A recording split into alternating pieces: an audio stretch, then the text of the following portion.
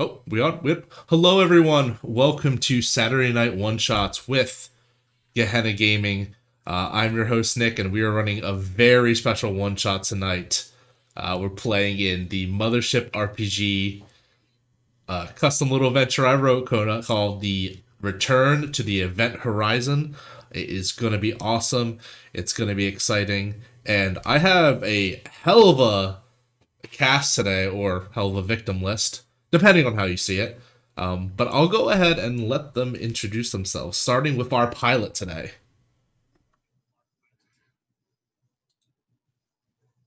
Hi there, I am melee damage. And yeah, I'm going to be playing the pilot. Hopefully, I'm better at piloting than I am hitting the unmute button. And then second, we'll go for our engineer. Hi, I'm Rachel, and I'm going to be playing the engineer. And last, but certainly not least, I almost said your name, Ian. Oh, I just said it. Our doctor. Hi, Ian. I'm pretty sure most of the people viewing probably know me by now, but VP of Strategy, one of the co-founders of Gehenna Gaming. And tonight I am playing Dr. Peter Zminski. Awesome. And for everyone, I'm Nick, Nobleman Nick, your esteemed warden today, also known as the stream producer here on Gehenna Gaming. You can catch me on other shows such as The Deep Dive every other Tuesday. Today, like I said, we were playing Mothership, an awesome game that you might have recently saw watching Eclipse over on their Twitch page as an awesome fucking actual play that you can check out now. I think they're still running their Season 2 Indiegogo. You should definitely give that a watch and maybe consider donating even a couple dollars. So just to give you a brief rundown of what Mothership is, it's a sci-fi horror. That's why we're playing Event Horizon today. Percentile D100.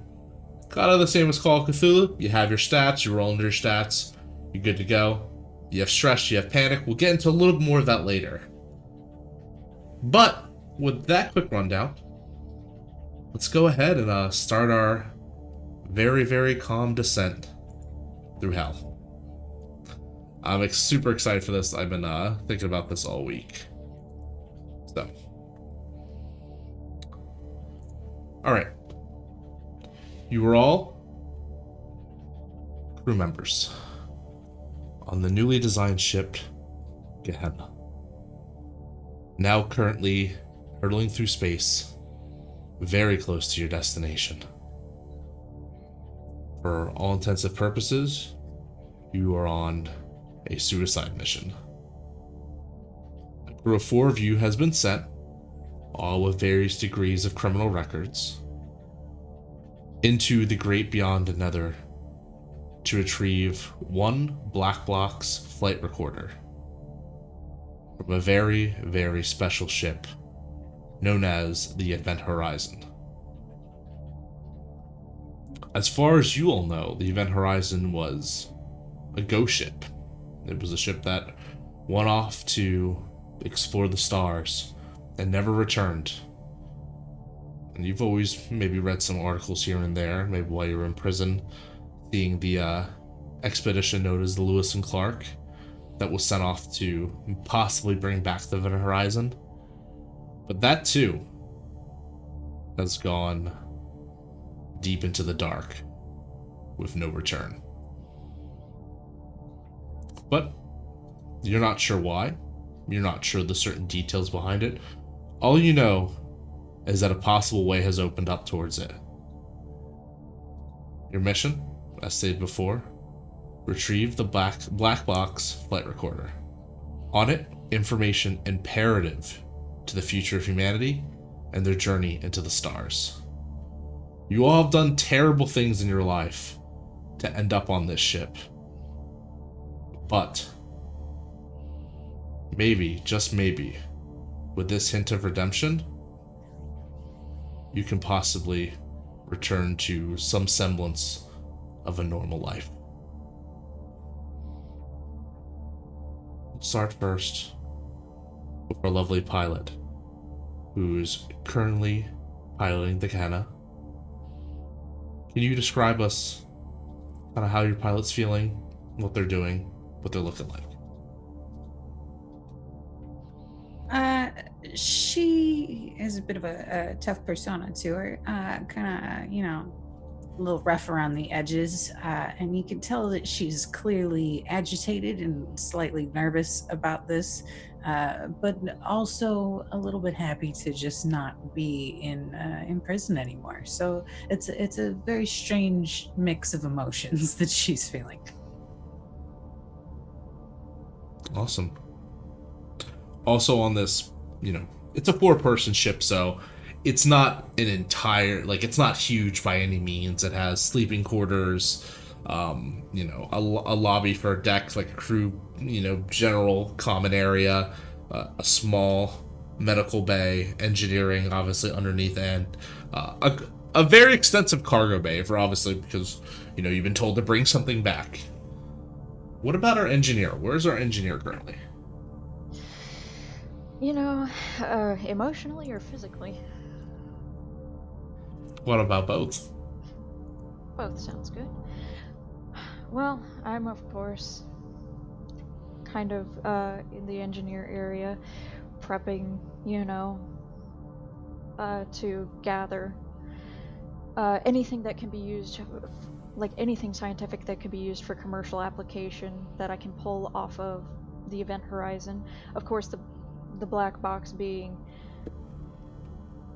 what we really want, but I mean, there's a couple things that if I can bring it back, that would also be nice. But emotionally, I don't really deserve to be here. Like, I'm not a criminal. Bold claim to make, especially considering current company. But maybe in your time that you've been overheard by the doctor in the medical bay. Or maybe not. Tell me, what's the doctor doing? Right now, I would probably be in mess court, either eating something or drinking coffee. No, not really worried about current state of the trip. No one's injured. No one needs my help. And, just gonna be relaxing. Wait until we get there. I don't have anything to do right now. I'm sure in the current future, very, very current future, that will change. Your last crew member is a lanky gentleman that you have known just as Dr. William Ying. He has been pacing back and forth, taking notes and calculations, kind of guiding you to the spot where you've been told you'll be entering the pathway towards the event horizon, also known as a wormhole. The stuff of myth, the stuff of legends, never before seen. As the doctor would say, as he kind of, or not the doctor, the physicist would say, as he's just kind of peering over his notes, this is impossible. They're sending us on a wild goose chase. This is a trap. We are being hurtled across the stars, and it has been his bitching and moaning that has not stopped for the past couple months since you've been on this ship. Most of it spent in hypersleep, but he, kind of bashes on the intercom. Pilot, do you see anything? Do you see this blasted ship anywhere? Ooh, do I see anything?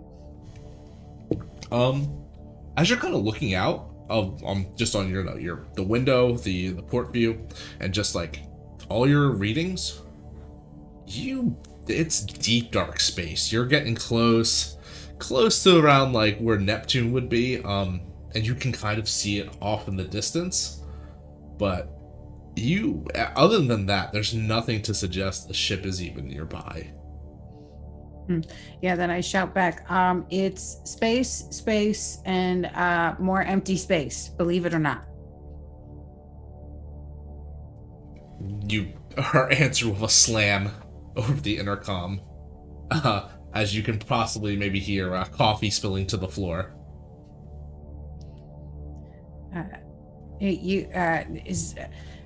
don't think we're gonna be there for like a while. But I promise you, when we get close, you will be the first to know.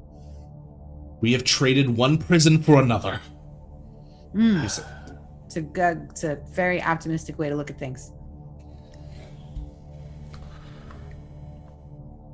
So, what is everyone else doing as the kind of intercom goes to life, and just still drinking coffee, still just dealing with your situation here?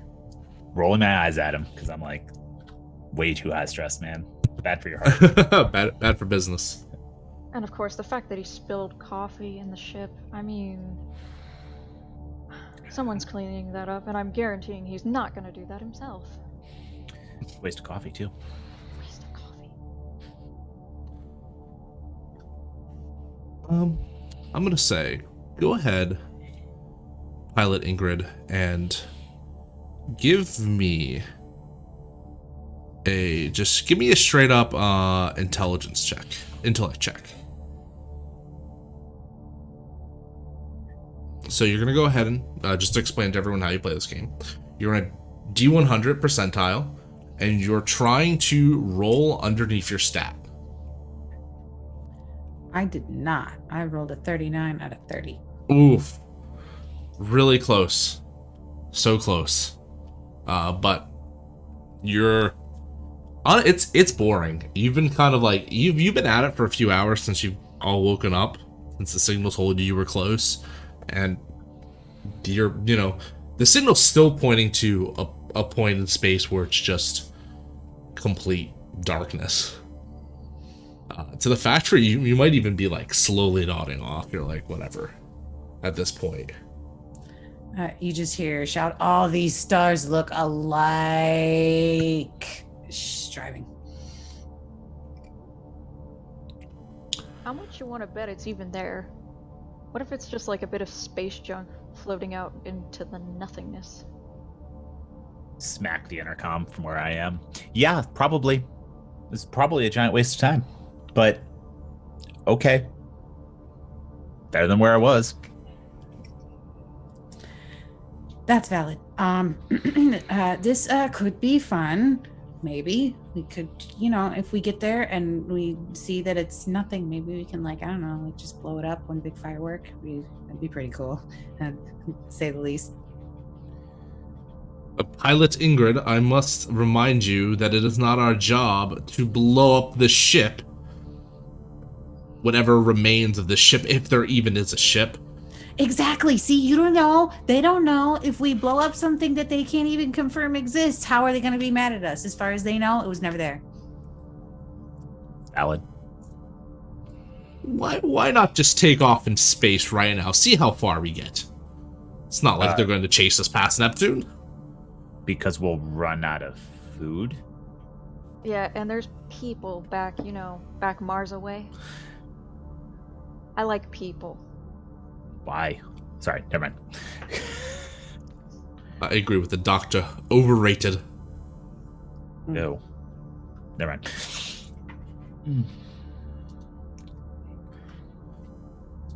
Something that you all kind of feel it. You feel the ship start to kind of groan and rumble a bit, as if it was waking up for a very long nap. Is that normal? I don't know. The engineer, is that normal? Why is the ship farting? Hold on. I'm going to check and see if this is normal. Go ahead and give me a mechanical repair check. So what you're going to do is you're going to give me you're going to give me an intellect check. And you're going to add your skill, which is mechanical repair, so it's plus 10%. Okay. And I have to roll under my intellect, you said? Under your intellect, but Plus because you're 10. using a skill, it's plus 10 for that trained skill. Okay.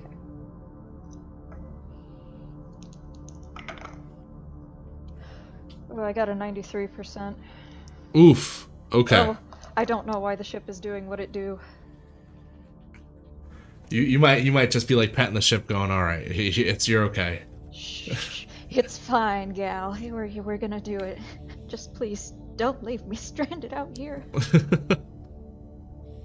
Yes, that is a very normal sort of reaction to have, especially on this ship.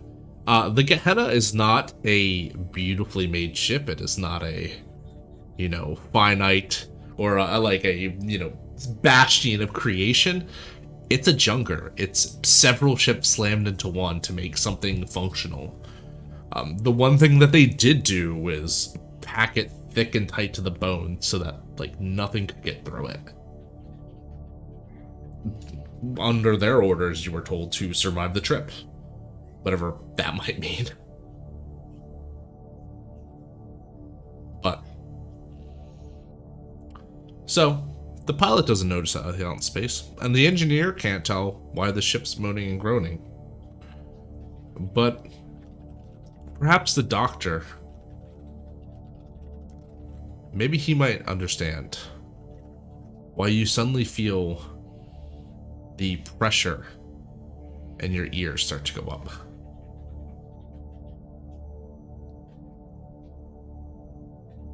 As if you were rapidly ascending in height in an atmosphere, which there is none in space. That's not normal.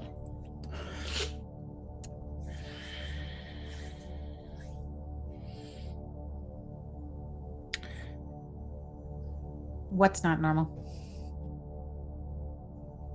The pressure change. Do you not feel that? Do I feel it too? Now that he's mentioning it, you definitely are, but it's not something that you would kind of give a second thought to. You're like, oh, this is just normal for space travel. But it is weird that you never noticed it till now. Yeah, that's strange. Because we haven't felt that the whole way. And then right as our engineer so delicately put it, the spaceship farts, and now this happens. So I'm a little confused. Hopefully, are our pressure levels okay in the ship or anything, engineer? I'm gonna run over to the pressure gauges. Pressure is indeed rising. Yeah, we're gaining on pressure. We're getting. You didn't fly us next to a planet, did you? Oh, quite possibly. Did I? You did not. It is still dark, deep space out there. You hear the intercom chirp again. It appears we are being forced through a tube of toothpaste of some sort. That is not a technical way to describe what's going on right now. I'm sorry. Can you try again? Just my understanding of things. Look. You a physicist? How is that your understanding?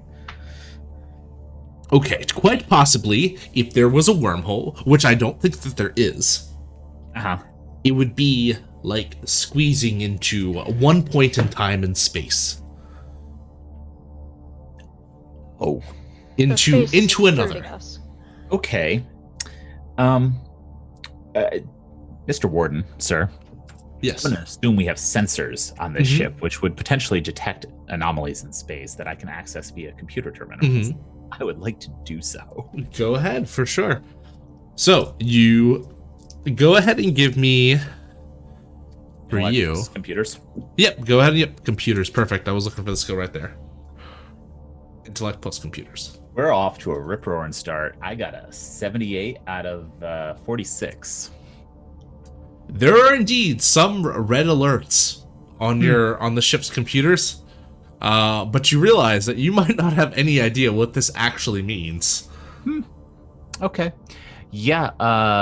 Can someone else, like a physicist or a pilot, potentially look at the sensors? I'm coming. Not fast enough. You see Dr. William Ying burst into the room. His hair is all everywhere. He's got a giant cup of coffee. You wonder if there's something else in his coffee that I haven't been telling you about. He seems just too wired. Kind of slams it down on the desk. Move over, move over. Back up, watch. You call yourself a doctor. Yeah, of medicine. You're a doctor of numbers. Physics is but the medicine of space. Get fucked. We're all gonna die, and these are the people I'm going to die with. Yes. He's like tapping away on the computer. Watching. Indubitably. Well, the sensors are picking up an anomaly. It doesn't know how to classify it. So either we are being slowly sucked into a black hole, or maybe perhaps I was wrong, and there is indeed a wormhole around here somewhere. You sure you can't see anything outside? Well, I can try and take another look. Maybe figure out how far off track we are, or if we still are on track, if this was meant to happen. Yeah, let me just look. And you would think, and he's kind of, as you're kind of looking, he's kind of tripping. You think a wormhole would be obvious, you know, the way they draw it. It's just space folding in itself should be flares, lights of some sort of indication, maybe an actual physical hole. I got 29 out of 30. 29 out of 30? Okay, perfect. You're looking around in the deep, dark space, and while you at first can't see anything, it's still dark. You do notice at one point in time, like not even something you would notice just by looking around, just from your memory, the stars are at different angles than they used to. Almost as if the outside is being stretched and pulled in different directions. Yeah, we're back asswards, and it looks like cosmic Laffy Taffy. Things are just kind of not right. And being pulled, you ever see anything like this, either of you? Does that look right? Does that look normal? I look at Dr. Ying and I'm like, see, even less technical, but actually made more sense than what you said. And I turn and walk towards the cockpit so I can look out the viewports. He follows. Engineer, this is indeed a wormhole. I must ask that you prepare us for a bumpy ride. You don't even know what's going to happen. You don't even think it exists. Well, what you can do? Theoretically, if a wormhole exists, which I'm not saying it is, but it might, and the percentage chance that it is slowly going up of every passing second. Oh, okay. Well, find any working seat belts and buckle up, because yes, it will be a bumpy ride if this is indeed a wormhole. And I'll go strap down some of the cargo. Yes. Hypothetically, we would be squished to a point where we would be able to go through the wormhole, us and everything relative to us, so it would include the ship. Pressure would go out, obviously. If the ship is not protected, it might just break apart, thus exposing us to the outside, in which our bodies will be squeezed like grape and jelly. I know what happens when the body is exposed. Okay. Okay, yeah, we're good there. Cool. Wonderful. But if we will to survive that initial squeeze, then once we reach the end of said passage through space and time, we should, there should be a very, very just gentle acceleration. And we'll be fine, hopefully, as we re-expand. Okay, lovely. I want to take a look outside. Okay. You can, once, Ingrid the pilot, she points it out to you, you can start seeing the same folds in space and the stars angling. They're getting a little bit more intense now, almost like they're all converging into one point on the horizon, whatever this event might be.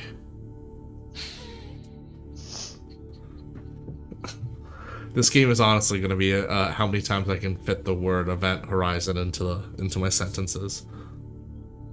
Here for it. Okay. I just sit down and find a way to strap myself in. I'm just like, yep, that's the thing that the space is doing right now. I'm not a physicist. And I kind of look at him like, and I don't think you are either, dude. Well, when you're tossed in the Huskow as it is, for more than an elongated period of time, you start to just get a tiny bit unhinged. So forgive me for my lack of couth in this situation. No.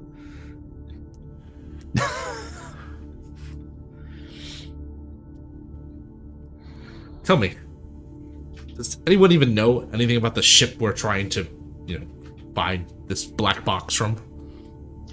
It was only the most famous space catastrophe within our lifetime. So you're saying we know as much about this ship as we do Davy Jones's Flying Dutchman, then? Yes. Excellent. About what? Old piece of nautical literature. Not a history buff. Sorry. Clearly. Not a doctor either. Go fuck yourself again.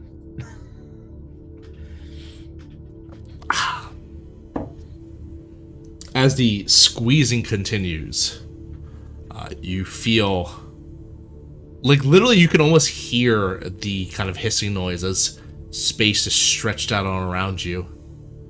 It definitely doesn't feel like you thought it would, which you've kind of maybe have thought or seen of wormholes have been in movies and in like literature where it's just this rousing ride. Interstellar, this is not.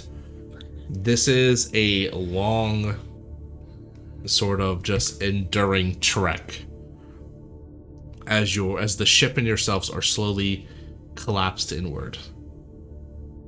Does anybody need chewing gum to pop their ears? Because this does not feel good. Oh yeah, it feels like the worst plane ride ever.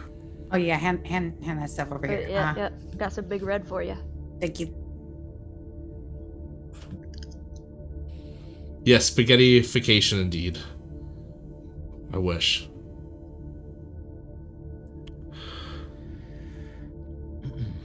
I have a question for our engineer.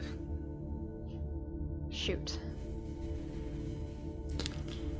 You don't have gum, but you are trying to keep your thoughts together in order to get you through this, which is, not physically torturing, just the whole mental state of going through this anomaly is definitely taking a little bit of a toll on you.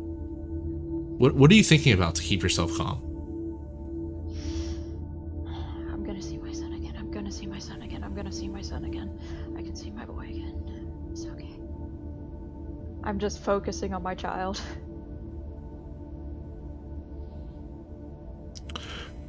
Go ahead and you're gonna give me a stress test. Or a panic roll, as it should. Roll 2d10 for me. Your stress is only at a 2, so it should be fine. You would have to completely fail. Oh wait, is this percentile or normal? No, just 2d10. Okay, it's a 6 and a 2. 6 and a 2, awesome. 8 over meeting your 2 completely beats it.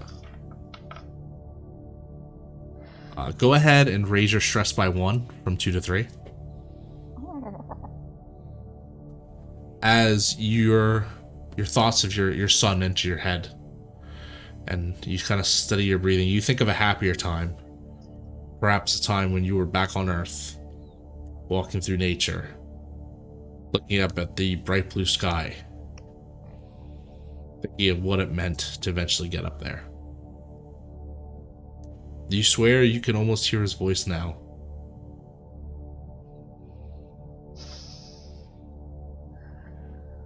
And then you feel at the kind of stressing and breaking point. I want everyone in here to give me a strength roll. What was that score? Strength roll. I passed. All right. Now, what did you get? 16 under 19. Okay. Now, if anyone rolls double numbers, please let me know. Okay.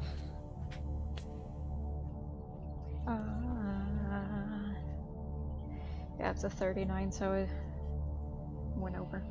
Okay. So 1 fail. Ingrid?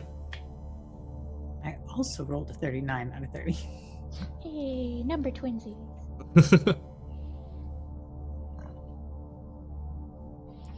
So everyone but the doctor can feel the pain ripping through their ears as they feel like their ears actually might be bleeding at this point. But you certainly don't feel any blood trickling out as it stresses to its breaking point, where you can even look across everyone and you can see that everyone has just become stretched out like a warped image, just to its till stretched out and to the point where like literally it's just lines almost. You can see this hazy glow around everything, and then it snaps back like the world's longest Stretch Armstrong. To the that gentle acceleration that the doctor warned you about is not gentle. It is more like, you ever step on a water bottle as a kid and you like fill it up with air and you step on it so there's a lot of pressure, then you kick or roll, or with your foot you roll the cap off and it shoots out? That's kind of like it is. Like a bottle rocket. You can swear you can even hear the whistling and the whirling as the ship shoots out, clearing the wormhole or the process of it. The ship re-expanding, yourselves re-expanding. Dr. Ying falls to the floor from the shaking of it. The rest of you are currently a little bit, incapacitated a bit with the pain, except for the doctor, who's just gripping the arms of the chair I like buckled myself into, and watching them and fighting, laughing at the Dr. Ying. Tell me, Dr. Peter. How do you get past it? What do you think about? I focus on procedure. I'm here for a reason. I have a job to do, and I just focus. I go through that plan in my head over and over and over again. Tell me, Dr. Peter, do you think procedure warned you about this? Prepared you for this? Nope, but it's distracting. Orders are orders. Give the mind a task to distract it from what's going on with the body. I feel like we should have been in the gravity couches for this. Yeah, we probably should have been. That was deeply unpleasant. I should probably check all of you. And myself, obviously. Yeah, well, we didn't have much warning, to be fair. By the way, gentle acceleration? I may have exaggerated. I may have undersold it just slightly. Mm-hmm. Well, you're the only one who fell on his face, so I guess that's a win. What's outside now? I would like to look when he says that as well. Mm-hmm. As you take a look outside, you notice the space around you has changed. There is definitely scenery here now. The deep dark space has now been almost tinted with a blood red glow. Another glow, more like a haze that kind of settles throughout space. Like clouds. But not really, not like obstructing, more of just like tinting everything. You see the window on the ship itself has been iced over slightly from the sub-zero temperatures. Usually that the ship has precautions against this, but the wormhole must have added a little bit of extra oomph that the windows couldn't clear. And the most shocking of all is the amount of floating debris that is currently surrounding the area. To the point where you actually have to take control of the ship now, kind of get yourself ready, because you're kind of like flying past it, even ever so slowly. she'll run over and kind of grab the steering wheel and be like, ah, crap. She'll be like, can any of you all see that stuff outside, or am I the only one with the visual on all the debris that's floating around us now? No, yeah. Oh Yeah. yeah, there's definitely some space junk. Yep. I'm gonna try my best to navigate us through this and, not break anything else on the ship before it starts rumbling or not defogging. Oh, they gave us such a piece of crap. Yep, go ahead and give me a speed plus piloting. All right. What is piloting? I see speed, but I don't see that. So piloting is a skill. You should notice next to the skill above it that like lists, it says trained, so it's plus 10%. So you would add that 10 to your speed stat, and that's the new number you have to roll under. Oh, wait. Go over that one more time because I don't see that over my. All right, so you see its stats. It's a speed. Your speed should be, I believe, 34. Yeah. Okay, and then if you go over to where it says skills on the other side of that page, there should be a list, and it says like it starts with like linguistics, goes to biology, first aid, etc. Oh yeah, okay. So on that column, kind of a little bit past the middle, there should be piloting. Now you would go to the top of that column, and that's what kind of skill is classified as. So it says classified as a trained skill. Okay. So you would just add, it gives you a plus 10% bonus whenever you're rolling with that skill. So your 34 would now become a 44 that you would roll under. Oh, excellent. That's cool. Ooh, that's a 6. Oh, wow. Yeah, you, it takes a second for you to kind of get into the kind of throes of things, but when you do, you finally, you got it. You were an expert pilot. Like you remember, you were a smuggler, and you were a good one at that. You kind of just like cruising like it's just, might even do it one-handed. You just pull abruptly to the side. You avoid a little bit of space debris here. You brake a bit and go up and kind of make your way through the debris of detritus that is surrounding the area. Definitely, this place feels different for sure. It flies different, and it's something that a normal pilot might get overwhelmed by, but you quickly kind of adjust your flying to it. I'll kind of get over the intercom and be like, things feel strange. I mean, Yeah. I got this, but like, I don't know. Something weird. Something that you might all notice from looking outside is that the debris isn't just rocks or, flying meteors or something or materials or minerals. It's metal in parts and components. It's a ship. It's pieces of ships, yeah. Kids, I think we're there. Yeah. Is this But- what's... You're not sure if it's the event horizon, or if it's the event horizon, then there's more than just the event horizon kind of scattered about this blended up playroom of metal. I think there's a good chance that that's kind of remnants from people who, you remember when a doctor over there said that the ship could break apart if we weren't very lucky. Think those were the unlucky people. Yeah. Oh, you're saying that's the Lewis and Clark over there. Oh yeah, Probably. I mean, and it could also be the event horizon. And I'll take another look again. And do I see anything like that looks like familiar or specific? Or as a pilot, do I like know where it's supposed to be and where, like, any kind of map or something that shows me where we are in like relative distance to where we're supposed to be going? You can go ahead and you can give me another. Let me just pull up the sheet. Sorry about that. Give me another intellect plus. If you have scavenging, I'll allow you to use it, but if not, just give me intellect. All right. 12 out of 30. 12 out of 30. Awesome. Yes.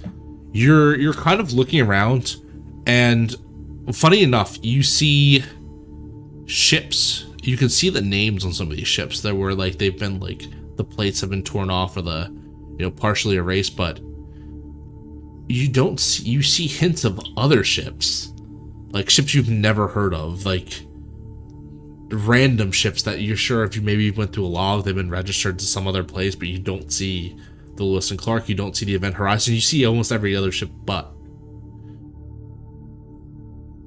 And you swear for a second, Ingrid, that you see a plate that says the Gehenna. But that can't be that's possible. promising. That's guys, there's a piece of ship over here that says our ship's name. Maybe, oh god, is this one of those things where we both exist and simultaneously exist and don't exist at once? Oh, you're saying we've entered Paradox. I doubt that. So I'm going to look out the window for this ship said Gehenna. As you look out there, you can go ahead and give me an intellect check as well to see if you can catch it. All of you can, actually. When you were talking about the time paradox, the Dr. William Ying, he just over there, he's like, impossible, just like wormholes. Does not exist. You need to shut your mouth, and I'm gonna not look, and I'm gonna go to the med bay. I'm gonna be like, nope. You know what? Even if it is, I don't want to know. I'm good. Alright, you said you wanted intellect. Yep, just straight up intellect roll. And if you have scavenging, I would also let you roll that as well, but I don't believe you do. Nope. That's a 15. Yeah. Okay, a 15 under 6. Wow. That, talk about luck right there. You know, those are good. Get those lucky rolls out now. We don't need them in the future. Yeah, where we're going, we don't need success. You scan through everything, and you have no idea what your pilot's talking about. You're like, you see all the other ships' names, like you see the kind of same deal, but you don't see anything that resembles or has the name the Gehenna on it.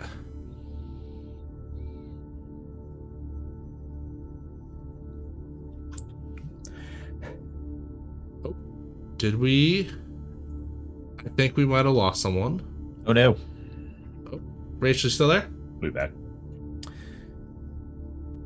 Give us 1 second, everyone. Claimed them. Yep. The Event Horizon has Wormhole. claimed them. Give us 1 minute. We'll be right back. We're just going to have to troubleshoot this issue really quick. You on break?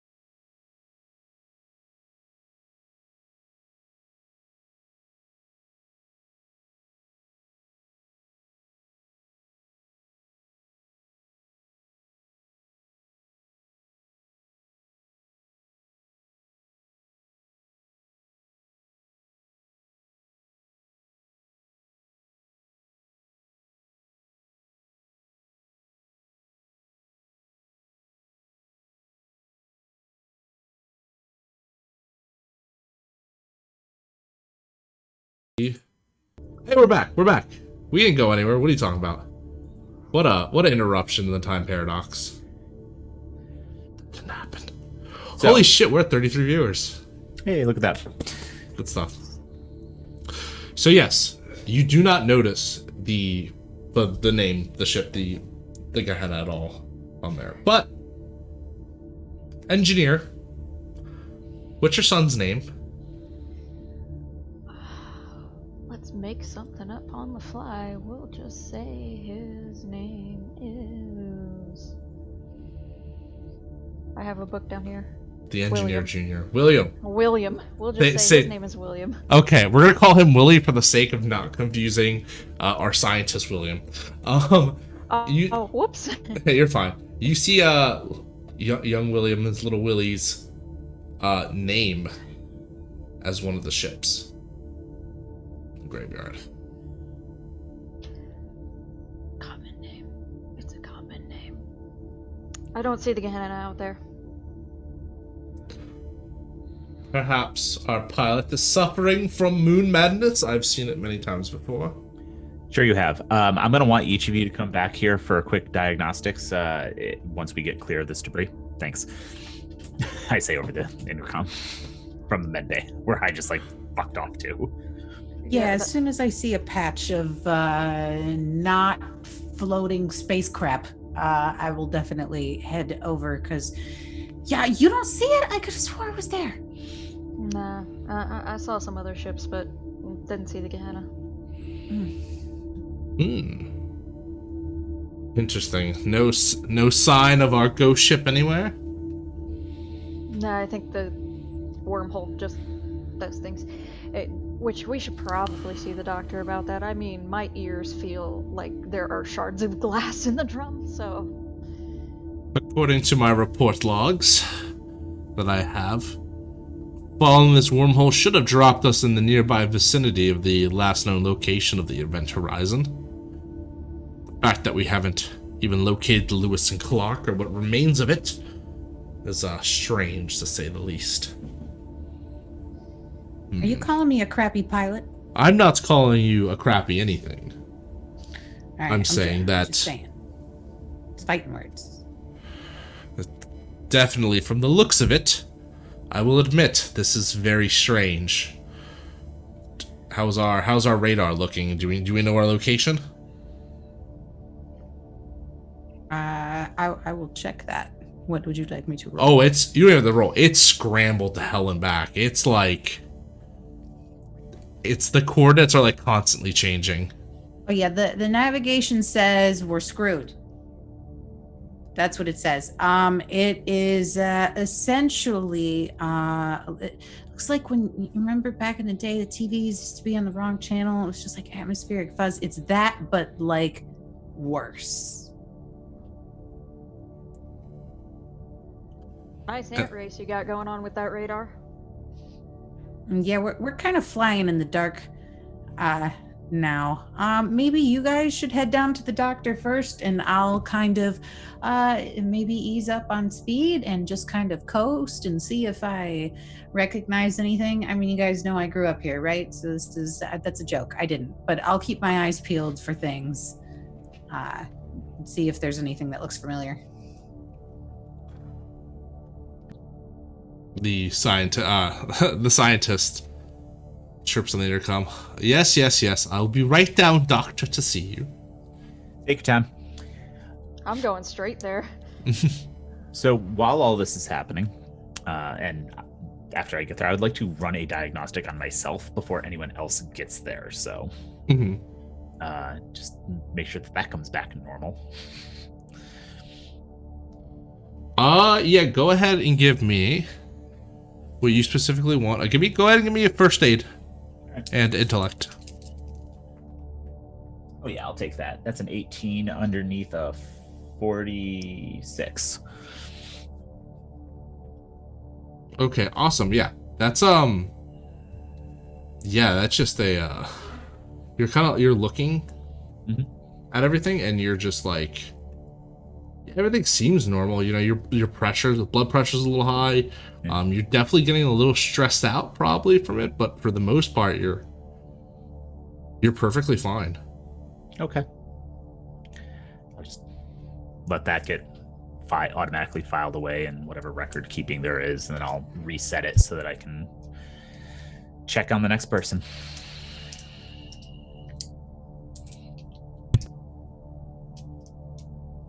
All right, the next person to come down is the engineer. I want to have you roll for each one.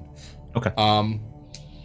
Other than the fact that the a little bit more stressed than you are and blood pressure is high, and probably a history of maybe long gestating diabetes in the future, the engineer is, Danny the engineer will be all right. Give it to me straight, Doc. Will I ever be wearing AirPods again? Yeah, you'll be fine. Okay.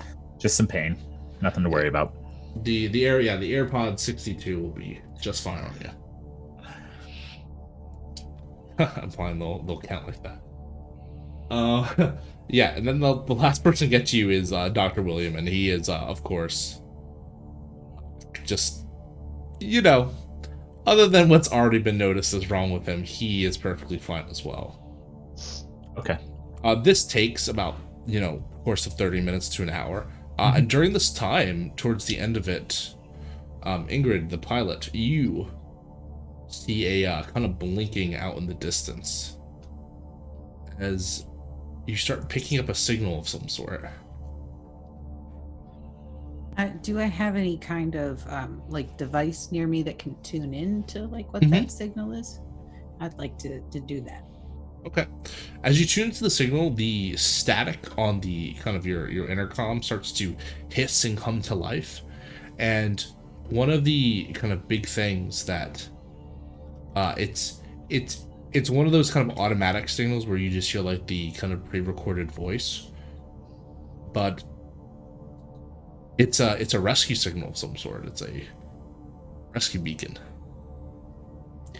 I get on the intercom. Hey guys, I got something promising. I'm picking up the signal of a rescue beacon, which I think that makes sense, right? Because we're looking for a ship that got kaputzed, so I feel like they probably would have sent out a signal before that happened. Might be one of either the Lewis and Clark or the Event Horizon, but we got something up ahead that there's activity. It's not just space junk. A distress signal? Yeah. Oh. Is it playable? Wow. As you start recording, as you start to get the details of it, you see, you start hearing the reports. It's a call for immediate assistance. It says possible engine failure, multiple hull breaches. Calling from the USS Lewis and Clark, docked with the Event Horizon, requesting immediate assistance and extraction. How long has it been since the Lewis and Clark went missing? About 5 years. Oh, lovely. Great. They're just fine. They're probably fine. They are not fine. So we're doing body retrieval too. Yeah. I pack some first aid gear, but I'm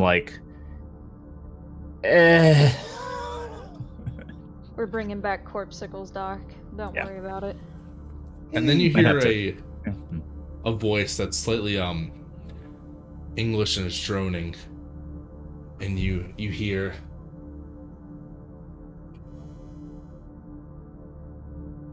what is this?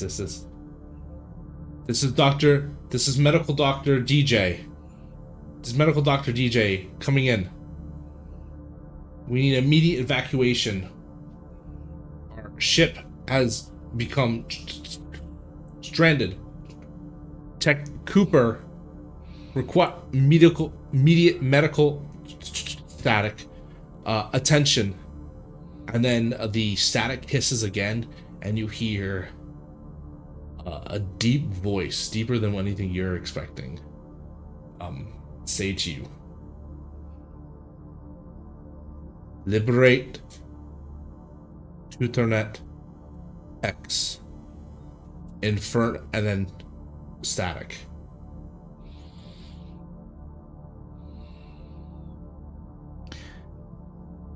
Where did that signal come from? Was that from the Lewis and Clark? Let me check. Do I have a way of like looking and seeing that it all came from the same place? Yes, you can tell it's from that same signal. The signal, which is coming a little bit clearer, seems to be coming from a floating piece of debris. It actually, from what you're looking at it's, many ships these days are made using modules, and it seems to be a hunk of a module just floating in the debris. Definitely torn apart. It's not all there. Oh, yeah. So it's coming from some of the Lewis and Clark. The clear one's coming from a piece of like space debris from like some kind of like prefab ship. But it's just a hunk. I don't know. Ugh. What do you want to do? Should we try and head towards? Do you want me to head towards the Lewis and Clark, or would you like me to try and see if we can pull in that space debris or possibly blow it up? Because I don't know what it was saying, and that sounded suspicious. When you say the clearer signal, you mean that last bit? I believe so. Was that one the clear signal? Yes, that was the clear signal, was that last bit. So the initial one from DJ was the medical doctor DJ was from that hunk of space debris, was that rescue beacon. And the last bit that you, from the other language you couldn't understand, that comes from some signal farther off. Yeah. Oh, okay. Yes, then I will relay that properly. We should check the debris. If there's actually people out here, they might need help.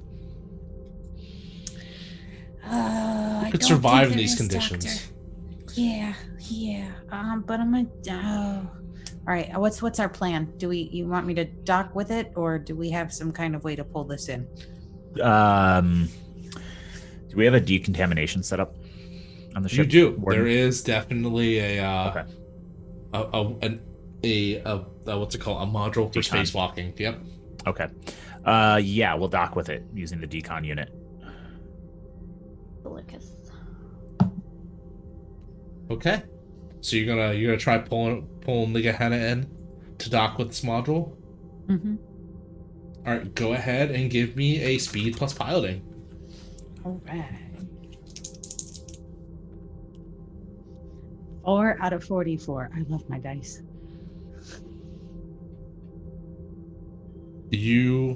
Was that two twos or a 3 and 1? I rolled a percentage dice. Okay, no. So what was the 4? Oh, 0 and 4? Okay. Mm-hmm. Cool. Sorry. I thought you were rolling 2D, and I was like, oh, I don't know why I thought that. I'm just very excited for someone to get a critical something. So yeah, it's smooth like butter. It's easy. You're just like, it's like the first day, piloting school for you. It's like parking a car in an empty parking lot. Mumbling under her breath, and call me a crappy pilot. I'll show you crappy pilots. I'm gonna head to the airlock doors and start getting the umbilicus ready for docking. Mm-hmm. So you pull up to the side of the module, and it's very easy to kind of line yourself up and keep yourself in. You kind of lock onto the drift speed of the module, and you're able just to come up right alongside it, ready for docking. The Dr. Ying kind of gets up and he goes, as scientist on this, I do believe that perhaps I should be tasked with going aboard the module. I think that we should make sure there's actually people on it first. And if there's something wrong with them, we should make sure we take safety precautions. I don't think, as the medical professional here, I don't think anything could survive out there. Look at the side of the module; it's blown out. I didn't ask your opinion. Guarantee we're gonna go in there and it's gonna be sub-zero and the gravity's gonna be off. Fine. I'll let the engineer handle it. Thank you.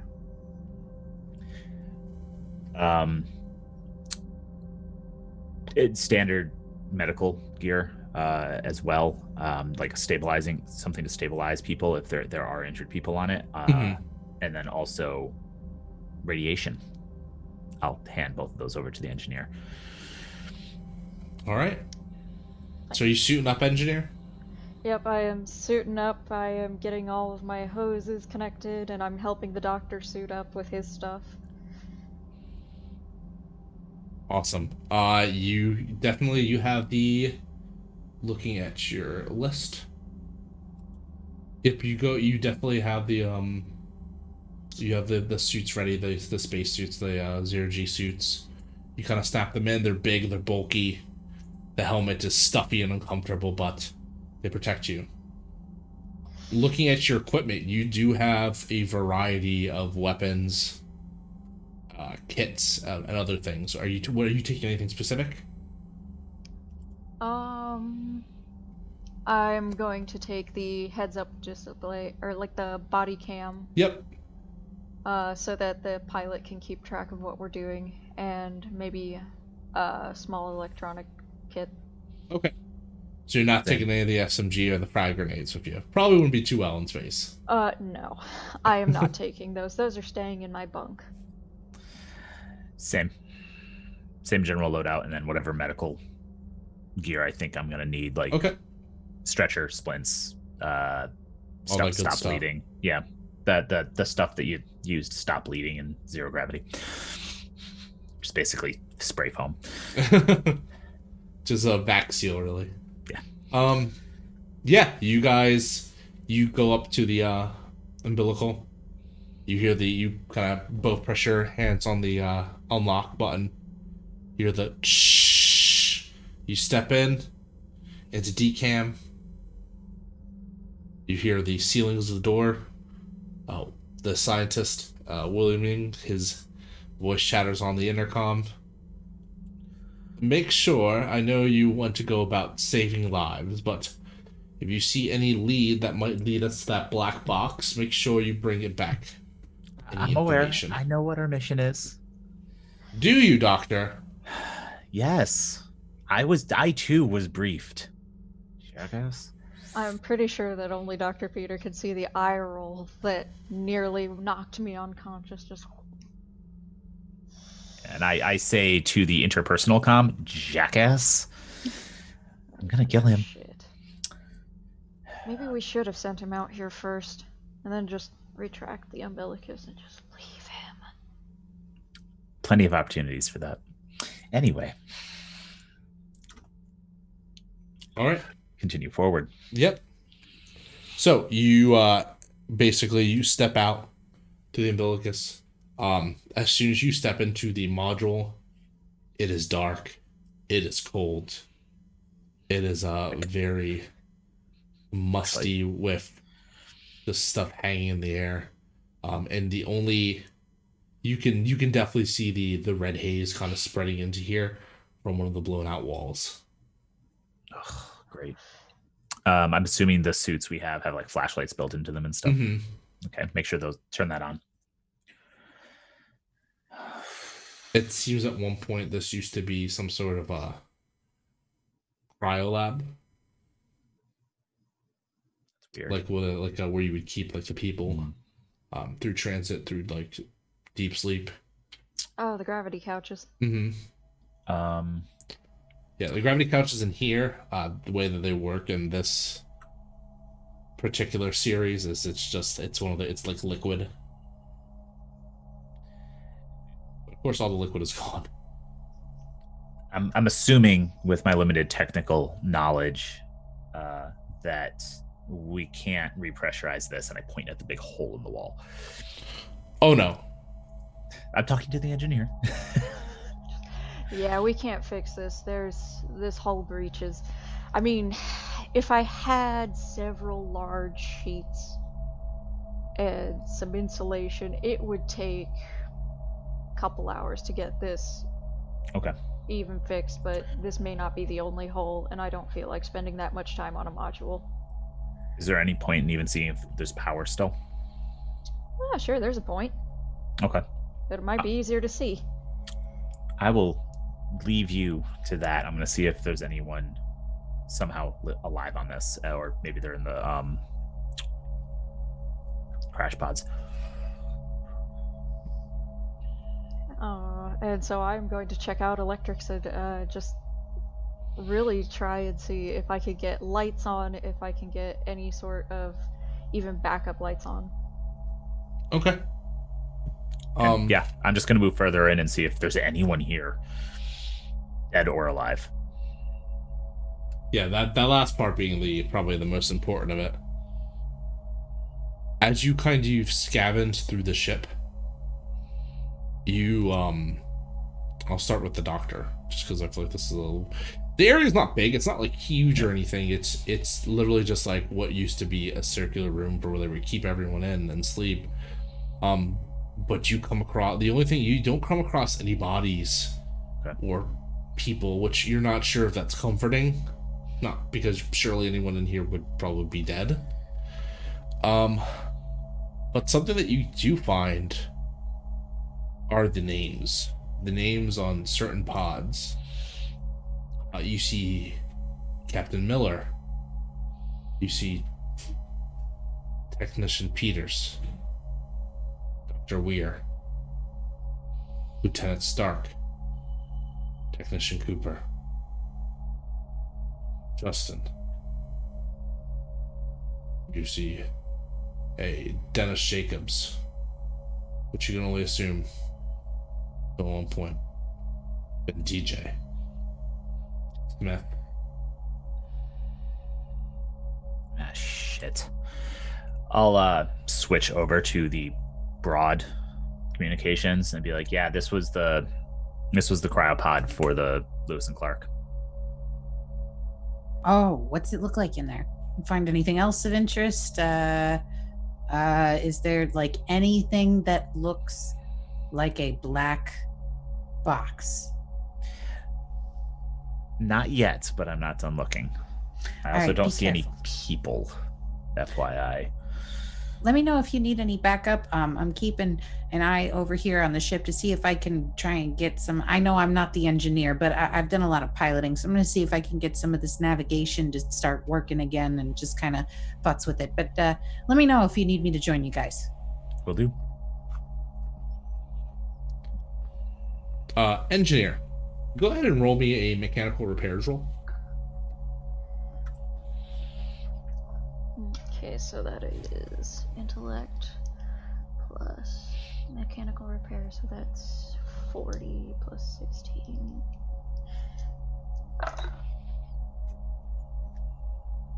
A 19. 19, awesome. Something that's interesting, but also a little bit scary and disturbing, is that the hole in the ship, sometimes when you've seen damage like this in repairs, usually it's because of external stimuli. It's because a rock hit it, or maybe they received fire from some type, or got caught up in a storm, or some crazy gravitational pull, all, stuff that would happen. But something interesting with the module is it doesn't look like it's blown in, but rather that it's blown out. Yeah, I'm gonna get on the comms and just be like, hey, so I think I know why the Lewis and Clark didn't come back. Is somebody set something off on the inside.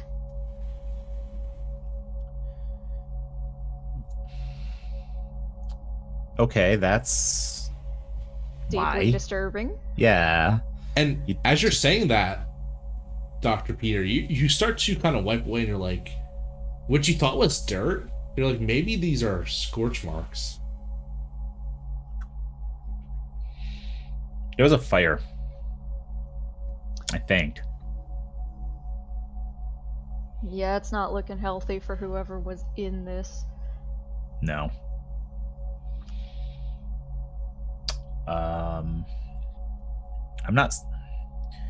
I'm gonna take a look around to see if the black box happened to be on this portion, but I'm gonna assume it's not, just because this would be a weird place for it. Mm-hmm.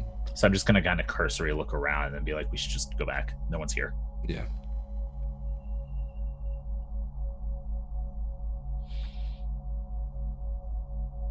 So, engineer Danny, did you do anything else before you start to leave?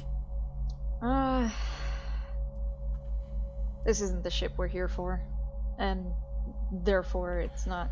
I mean, it's interesting, but really, I think these people are possibly suicidal if they're blowing themselves up in space, so I'm just gonna walk my happy ass back to the ship. Sounds like a plan. We're gonna go ahead and we'll turn the clock back a little bit. Mm-hmm. As you two were getting onto the ship, Dr. Ying comes into the cockpit. Any more news on our little two lost lambs? Oh, they're down there looking around. I heard them say something about probably maybe not seeing very much down there when it comes into the way of survivors or people. A lot of darkness. There was a hole in it. They were trying to figure it out a second ago. But I told them if they needed backup, they could just holler. So it is the Lewis and Clark. Yeah, it kind of sounded like that when they said that. But hopefully I will be able to get this navigation system going here again while they're doing that, and just kind of smacking it as she says that, trying to get it to work. And then we'll know for sure, at least where we are. You know, once upon a time, I saw the Lewis and Clark. I remember it was at my old job. Yes, you'd be surprised, but this great mind, such as myself, used to work shipbuilding back way when. Experimental technologies. Was there anything like different about it or weird about it, or like what do you think ended up really happening to it? I'm not sure. All I know is one of the only people that I ever looked up to was on the Lewis and Clark, and presumably lost when they discovered the survivors. What was their name? Dr. William Weir. He was a man of great genius. We weren't particularly close or anything, but I had studied under him at one point. Would have thought I would have been on the Event Horizon project itself. But he kind of like idly looks at the notes. Certain things here and there have stopped that dream. Often we had to come back to reality.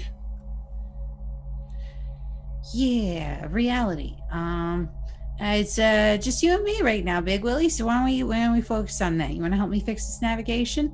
It sounded like a really sad story. I'd hate to make you go back to a place you don't want to be at. Let's just bring that down here. Oh, it's just reminiscing. Of course, I'll help you. But I'm surprised you've seemed very well and have taken to the situation with your humor. I guess that's the life of a smuggler, right? I mean, that's what you are. Well, that, and you know, we're as much as I hate to admit it, we're kind of lost right now. So it's just a priority of thing. Your reminiscing is very, very nice. I just would like to not have people reminisce about us. Oh, come on. We have to remember the dead every once in a while. Yeah. He starts tapping away on the computer. And can I go ahead and give a mechanical repair roll to see if I can figure out what's wrong? Yeah, for sure. Definitely. That's... Hell yeah. And that, what is supposed to go? That's going to add on to, into intellect. Okay. 23 under 40. Oh my god, so close to a crit. Yeah, so you realize that the doctor, like, he's a little out there and crazy, but he does kind of know what he's doing. Maybe you may give him a little more credit than you thought. Just a little bit though. But between your just wiring and like being able to fix stuff, and his general just like resetting the software, you are able to get the navigation systems back online.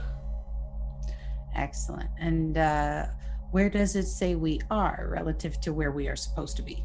So, as of right now, it's saying that you're currently a couple of clicks past Neptune.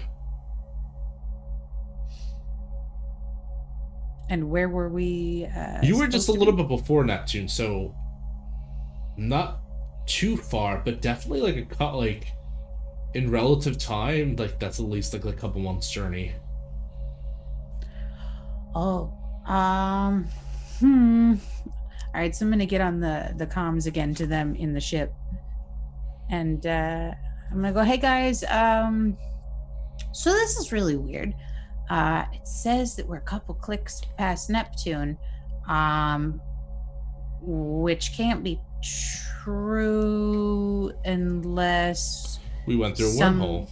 Yeah, maybe Wormholes. How do they work? It's so weird. But where does it say we are relative to where the event horizon is supposed to be?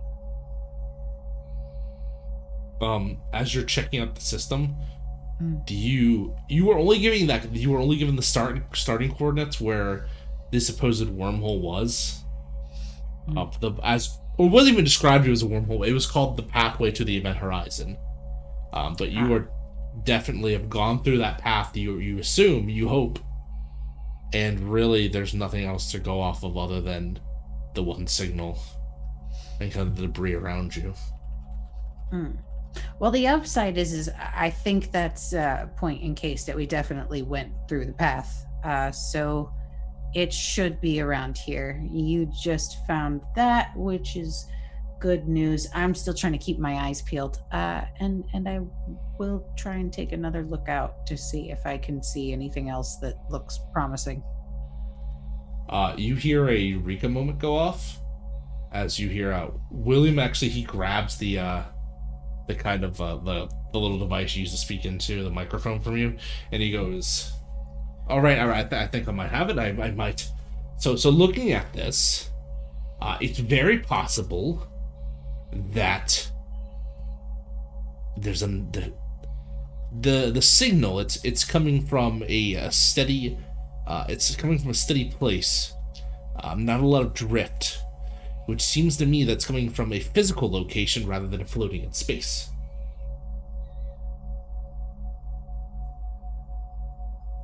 You mean it's stationary? Yes. Which is very strange, obviously, but obviously we've been dealing with strange. It only really means one thing, that perhaps planet X of some sort.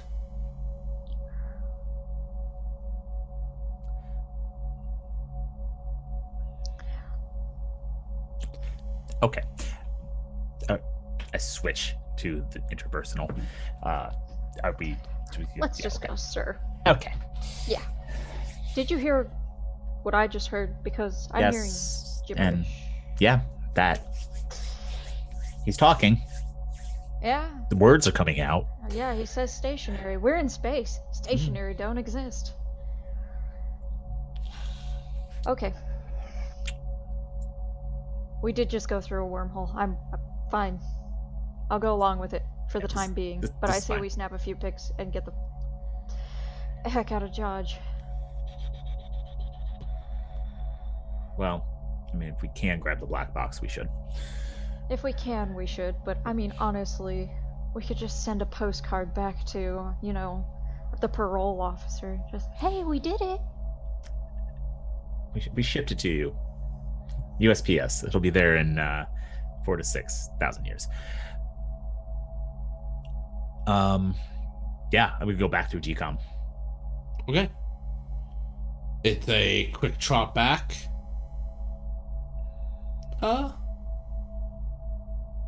Doctor and engineer, go ahead and as you're kind of getting in, you notice that the red space dust has kind of settled on your outer suits a bit.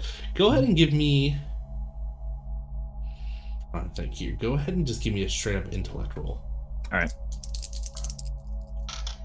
I actually wanted to take special note of that as well. I want to make sure that gets cleared off with decon.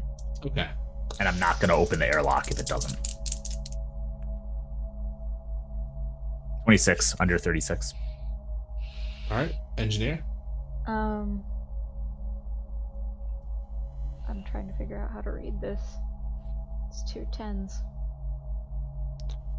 That's 11. Okay. And a crit. That's a crit. Okay. Well, Awesome. then, let's get that out of the way. Let's have that critical knowledge.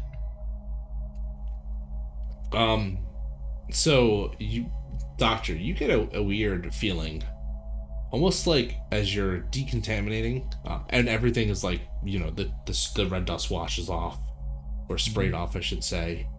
I'm getting sent back to the airlock. But you get the weird feeling that, like, you can almost hear the blood rolling through your body. You can hear the blood flowing through your ears. It's that weird, like, almost like sensation. Mm-hmm. It's just stress. This is weird. It's stress.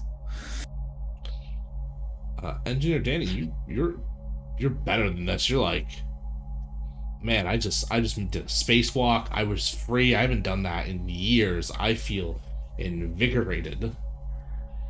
Then your mind kind of catches up with you, and you realize that, you're looking over at the doctor and the people you're with. You don't belong here. And as much as you want to be friendly with these people, they've obviously done some stuff in their life to end up here alongside you. But you head back through decom, and everything feels alright for the most part. That was a nice spacewalk. It's been a while since I did that. Cool. Yeah. You alright, Doc? Because let me tell you, the joys of space, it never gets old. I will take your word for it. Did you find the black box? No. That was just the cryo pod. Like, it's gonna be on the ship. It was the Lewis and Clark. Any survivors? No. No. There was no one there. Not even bodies. I see. So I think it just got blown off the ship. There was some sort of explosion. From I think it just got inside. Yeah. We're gonna need everyone once we get there. Which I hesitate to say. Well, maybe Doctor, maybe you can stay on the ship. Keep an eye on things. We'll the three of us will go. Oh Can we no, I trust him wouldn't. with the ship? I wouldn't miss a chance like this. Legendary ghost ship. Okay, fair. I guess that's legitimate. But yeah, we should click. We should head. Is it safe to fly over to the Lewis and Clark? Oh, to where the other signal is? Yeah. Yep, that's up to the pilot. Yeah, we can do it. It's off in a distance. I don't know if you heard what he was talking about something not moving. Heard it. Okay. Yeah, we heard loud and clear. Doesn't make sense. This is space. Everything moves. Yeah, but hey, at least it's an easy target. We're moving faster than it is. All right, I'll have you over there in 2 shakes, and I'll put it in gear. I'm not each. Like hitting the manual. He's just rev up the end. Don't stall. I don't Maybe even. neutral. We'll cruise slow. I don't even desuit. I just wait. The scientist, Dutching, he brings you over. Coffee? For you.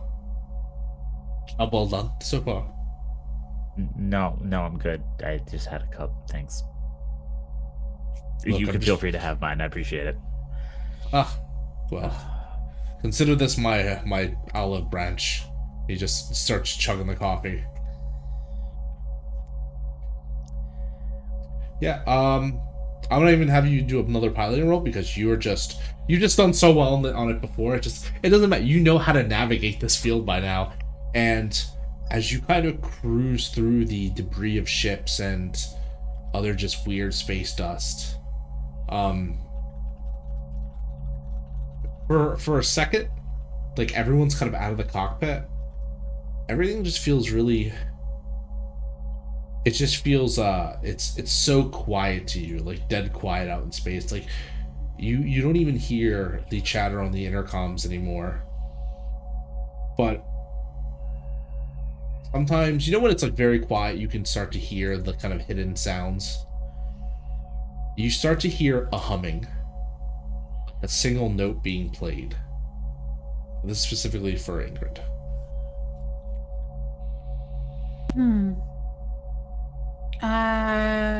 I'm gonna jump on the comms and go, hey guys, I got like a weird hum. It's like it got really quiet and now it's just kind of like an odd tone.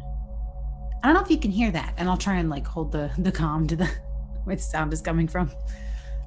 Yeah, I'm gonna listen with my good ears, and is that a normal sound? It just sounds like silence to you. It's probably just background noise from the ship. Or, I mean, you probably did take some mild trauma to your inner ear earlier. It could just be that. You may have tinnitus now. Congratulations. Oh yeah, I didn't get a chance to have you give me a checkup. Everyone else was fine. You're probably fine. Okay, yeah, that works for me. And as you listen to the humming and drumming more, it's almost like a static that's like a radio that's being tuned in. And you could swear that you can hear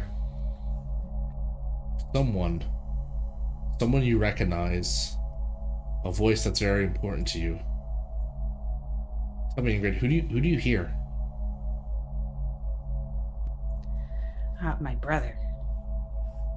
Yeah, you do hear your brother. And you hear the last words he ever said to you before that night, the night that you were caught, that you were, you know, sent deep into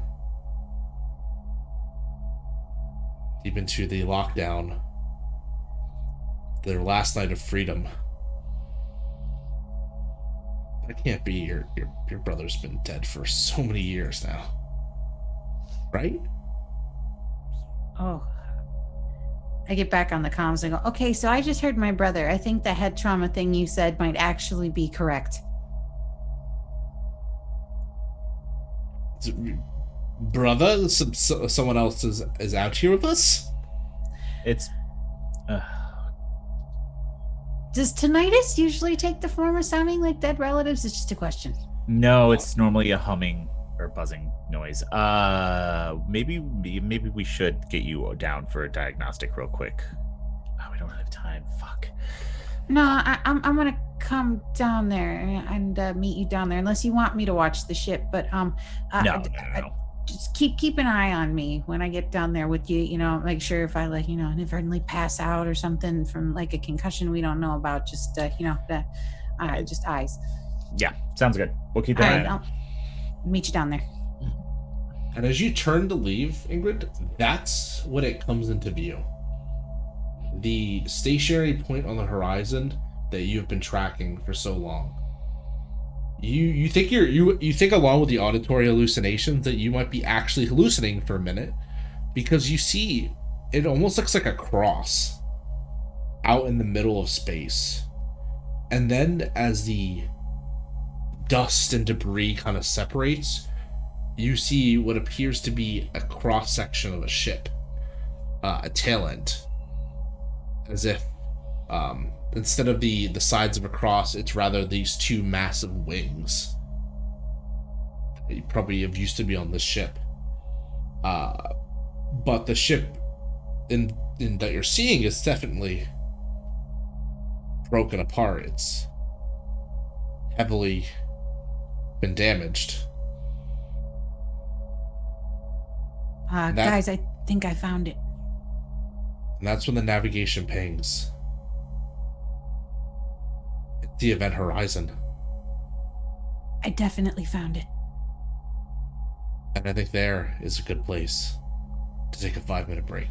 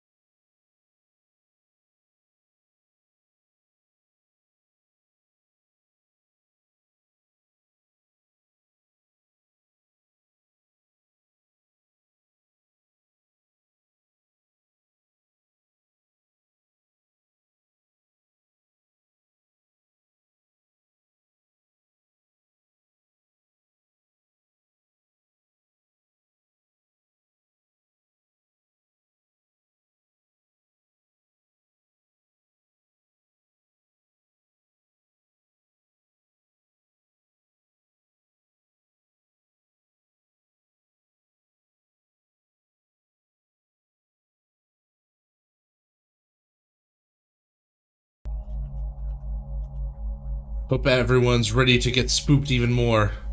Now returning. So yeah, the thing we come back on is that we ended on, that we're coming back on after commercial break, is the piece of the Event Horizon. Definitely not the full ship from the looks of it, but a piece of it looking like a huge standing cross in the middle of space. Yeah. So far, only the pilot has seen this. Oh, I said over comms. I found it, you guys. Awesome. Let's go. That's amazing. I've got to run and see this thing out the window. Yeah, it is glorious.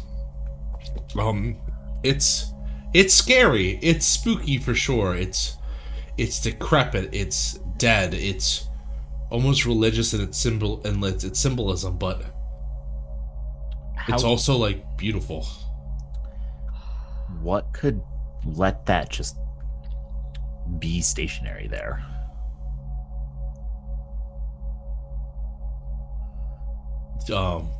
Dr. Ying kind of is like sitting there, had it like running away. It's the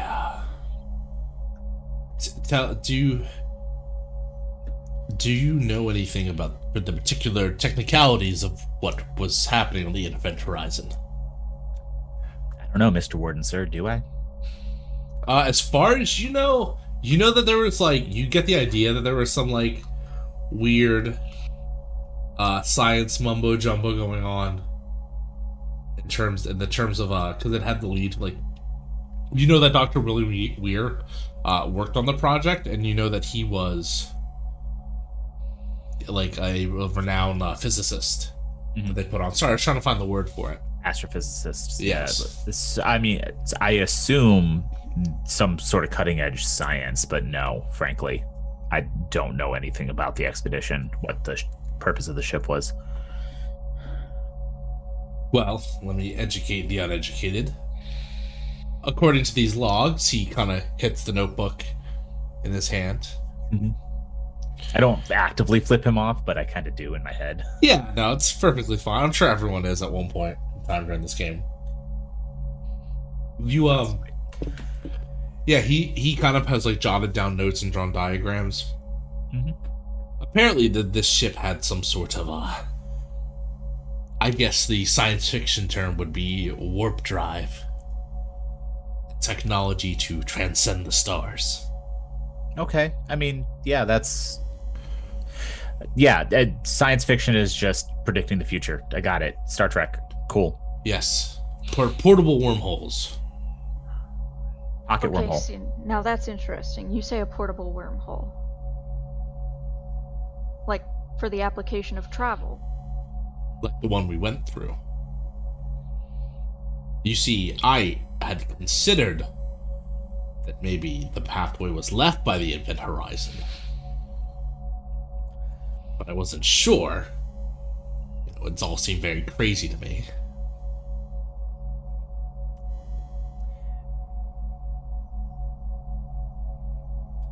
Cool. We need to recover a black box. Yes. Yes. Possibly any survivors on the ship. It's been out Okay. here for 5 years. No, that's the Lewis and Clark. Yeah, The that Event one's... Horizon has been out here for Nah. much longer. There's no way anybody's No. alive on that. But the wormholes transcend space and time, do they not? I mean, as joking as our pilot was saying about paradoxes, I mean, it's a possibility time moves. Dilation is a thing. I feel like time is moving perfectly normal, and I'm starting to get hungry. Therefore, they're probably all starved to death if they were surviving. Well, to be completely fair, if it's not moving in space, maybe it's not moving in time either. We should tread carefully. I would prefer to stop moving in space and time. Or prefer to not stop moving in space and time. So, yeah, that, what she said. Mm. Can we... Sorry, like, this is weird. This isn't comfortable. Can we... Yes, of rolling? course. Let's continue. Yes, let's get ready to board. If we can board. Well, that's a good question. Ingrid? I'm gonna Can we? fly close to it and see if there looks like any kind of like docking area, something that I can get us up to. And see, on the past module that you went on, there was a very nice little docking area. On this one, however, it does not seem to be giving you the same courtesy, unfortunately. It looks like if you were to try to dock, it would have to be a spacewalk. Are we gonna have to breach the hull? Or is it already have a nice convenient hole for us? Oh, there definitely is I don't know about convenient. You have to get through some debris, it looks like. Sharp edges, but yes. Not a fan of that. There's a whole breach looking to be at the bottom of the cross formation. As if something separated from there a long time ago. Okay. I'll fly us that way.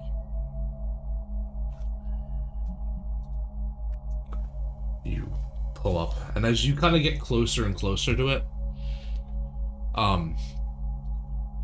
the engineer, Danny, you start to notice that the pressure is beginning to go up again.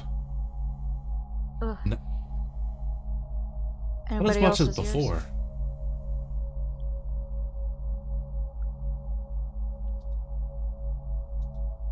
You said not. Were you were saying everyone like your ears hurting again?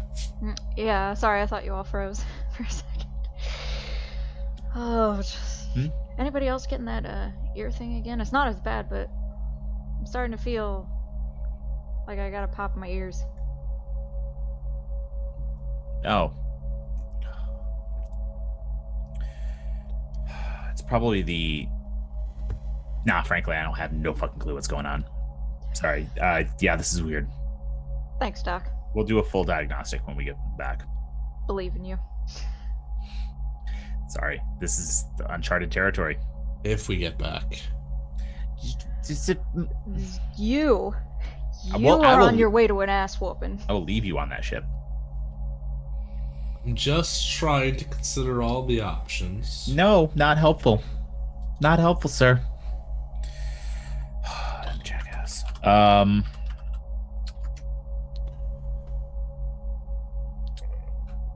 Miss Pilot, can you pull us in closer? Yeah, I'll pull as close to it as I can.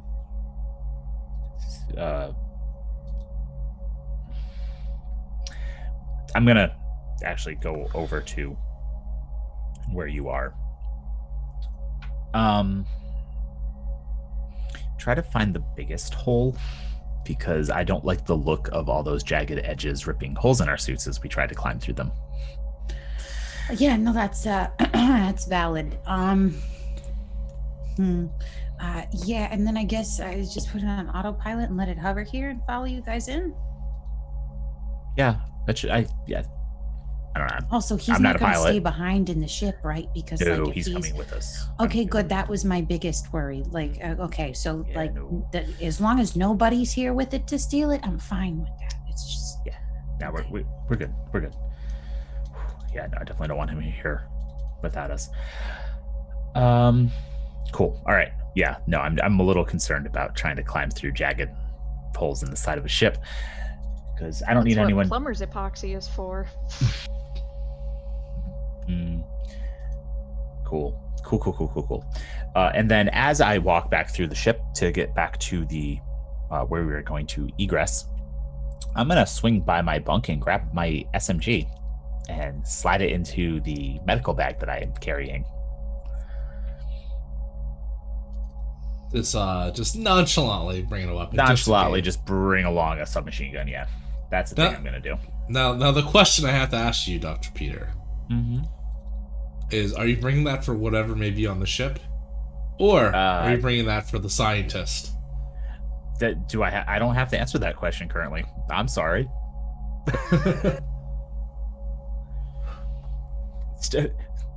Find out in play. Yes, it's good to be. You're not sure either when the good other good doctor exits this room as pack loaded with stuff. He begins to suit up. Can't say you're not a little excited. Yeah, this will be interesting. It's the first time I've seen a.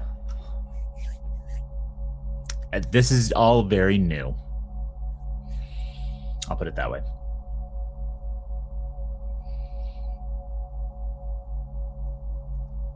And you all start to gear up, and so everyone gears up, right? All right, it's looking like a real party as you all unlock the door. You step into the decom unit, and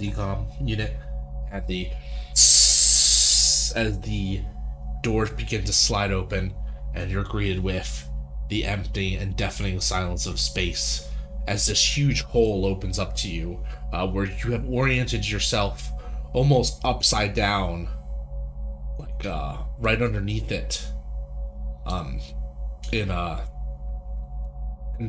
underneath it. I'm trying to like say in like, so like this is the cross. You're at the bottom of the cross, like going inward. Okay. The jump, despite getting as close as you can, it is definitely a little bit of a jump, and if you're not careful, you could definitely take some serious damage here.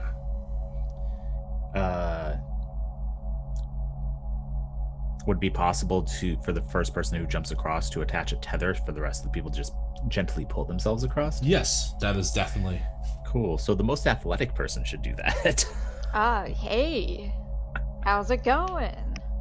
Athletics, I hear. yes. Athletics, and then anyone trained in 0G. Simply will. Sure, I'll make the first jump across. Doc, you do tetanus shots, right? Yes. Mind the pointy bits, though. I see the pointy bits. All right, I'm gonna say give me just a speed plus 0G if you have it. Speed. Doesn't look like I have 0G, but is that in trade? It's a scale. It's in under train. skills. Okay. Yeah, no, I don't have that. But I do have speed. All right, let's see how it goes for you. 29. Under 20. Oh, over 26. Okay. I'm going to hurt myself. You make a kind of like graceful jump off the edge as you begin floating in a just a single terminal direction. When you start to veer off because of the way you shot yourself, you basically get the idea that like, oh my god, I'm not going to hit the hole. Like I'm not going to land safely. And you come in quite, you don't come in fast. You come in at the same speed you left yourself out as you kind of slow fall up towards these like kind of spiky detritus like debris that's been edged around the hole. Question. Is it possible for me to help at all? The pilot finally makes it down, and like we can kind of grab the lead. And Yeah, I was gonna try say and, there's a tether going out with her. Can we pull her back when Yeah, we're like, just- oh hey, pointy bits? Poke me with a broom. Poke me in the right direction. Yeah, go ahead if you want to both give me a strength check. Or actually, I'll let the pilot's doing the main strength, I'm guessing, right? My strength is very low. Yeah, that'll work. Okay, because the doctor's helping you, Okay. I'll say you roll advantage, which is you get to roll twice. And then you pick whatever rolls the best for you. And I helped. Nice. That is 23 out of 30. Awesome. Yeah, you get a hold of the tether, and you yank the engineer back like there's no tomorrow. Oh, Lord. Right before you slam into the spiky bits, and a piece of steel almost goes right through you, but you're narrowly avoided in time. And you start kind of floating backwards.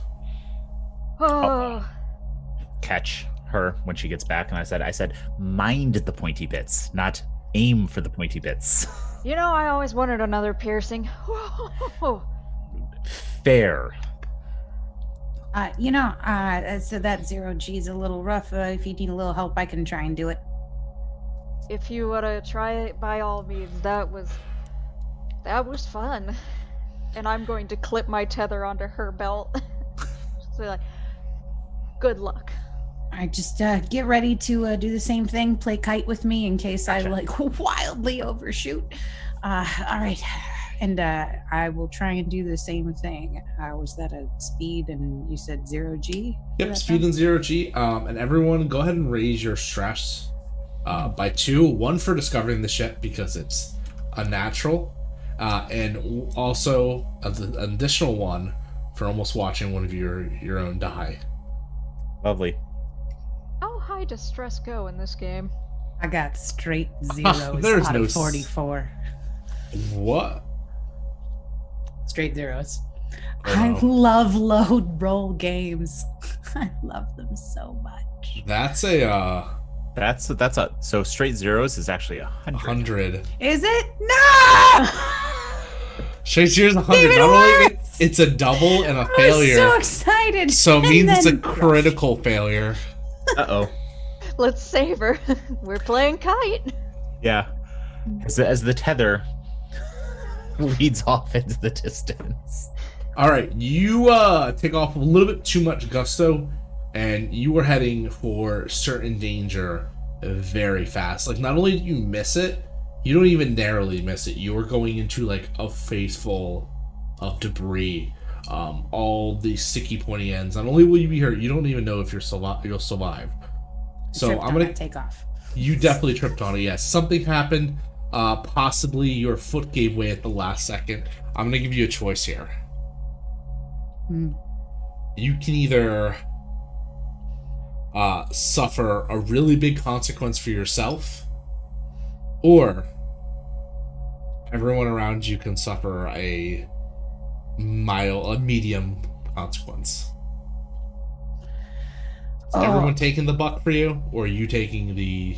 Is it her choice? It's her choice. That's dangerous. Of course I'm going to say let's inconvenience everybody. All right, so everyone's taking the buck. Awesome. Hey, you gotta save yourself. You at the last second try to kick off, and in doing so, you rip the tether. You bang onto the edge. And you're gonna catch yourself, but you're gonna go ahead and lose. Give me 1 second here. I'm gonna roll some dice. Yeah, that's what you gotta do. You gotta roll some dice.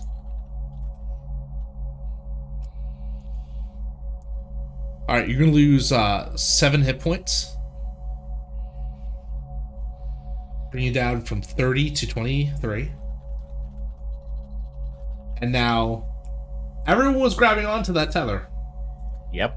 And you ripped it apart but also pulled it with great force. And now everyone else is hurtling through space and needs to give me a speed and 0G check. Cool. Awesome. Well, 3. Oh shit. And Ingrid, as you gotta look down at your suit, checking yourself, you notice that a loose piece of metal has pierced your suit. And there is a bit of blood coming out of it. For the meantime, the debris is actually sealing it, as not to cause rapid decompression. Keeping it in here, it's gonna hurt for a bit. Alright, so 3 from the doctor. What did the engineer get? 39. Oof. Yeah. Yes, same person. You know how you almost narrowly avoided that piece of steel, and you're like, wow, I hope I never have to see that again. Yeah, I'm seeing it again, aren't You, I? you see it again for sure. Everyone raised their stress by 1. There is Oh. no upper limit. I know there is no upper limit. I would have been piling around before when I probably should have been, so this is me compensating for that. That's okay. And you're gonna go ahead and take. You're gonna take 8 points of damage as you collide hard with the edge. Alright, let me see where that is. Surprisingly, the two doctors managed to skid across with the smoothest of landings. How much did you say my health was affected? You took 8 points of damage, which you believe your health is 27, so you're bringing down to 19. I'm going to immediately go into triage mode when we get back. When I connect, if I can, since I rolled so well. Hopefully. And try to immediately assess damage to the two who did not do so well. Yeah, go ahead and give me a intellect plus first aid. All right. And then if I can quickly patch Ingrid's suit, I will. If I can't, I will say, do not remove this. That is an 11. Awesome. That's definitely enough. And a crit. Oh, wait. Oh, 1 and 1. Oh, boy. All right. So, yes, you are definitely able to repair the suit and remove the debris. Wrapping duct tape around your leg. Yeah, essentially, you're foaming it up. You know, that's what it takes at this point. So you're treating both of their wounds, correct? Yes. Cool. Checking. Like once I notice that the pilot's suit is pierced, I'm gonna focus on that because that's a priority. But yes, both of them. Awesome. So you go ahead and you're able to stem the bleeding for most of them, which is nice. They're not going to suffer any additional harm. And I'll go ahead and say that Danny the engineer, you take you heal 3 points for your repair, and then our pilot Ingrid, you're going to heal 2.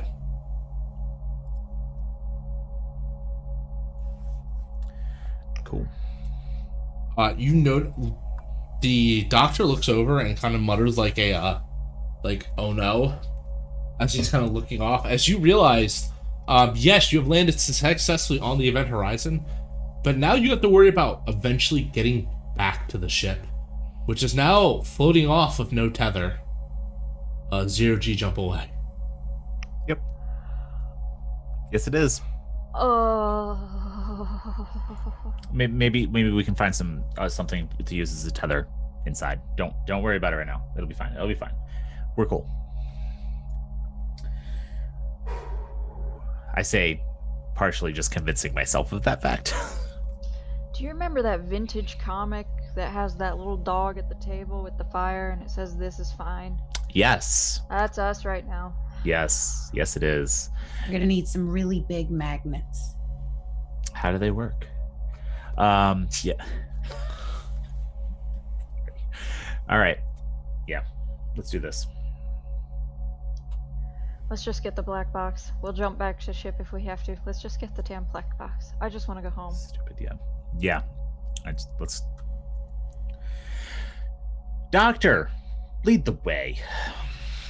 Yes.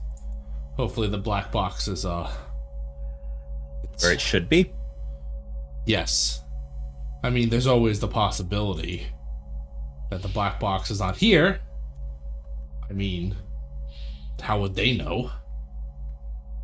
Has to be. It was never recovered in the other module, apparently. It should be fine, yes. As he leads you up the hallway, you notice that the hallways have been scorched as well. And partially blown apart. Why the fuck were these people destroying their own ship? No. See, this is actually a design feature. See, if you look at this,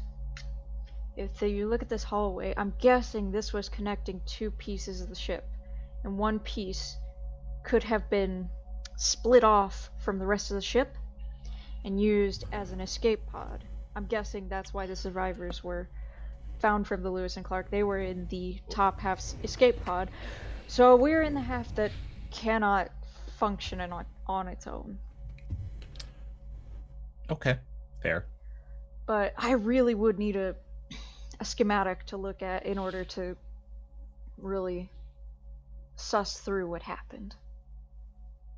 It's amazing that this place still even exists. Surely Why? it should have been annihilated. Well, if it was blown apart. Well, It was controlled. It's a controlled demolition to leave pieces of the ship intact. So, Well, if everything's functioning the way it should, as far as that goes, then I guess we have a good chance the black box being where it should be, which I'm assuming is probably somewhere near the cockpit. theoretically, yeah. So let's, I guess, head up that way. I feel like the sooner we get it and get the hell out of here, probably the better. She said. Yes.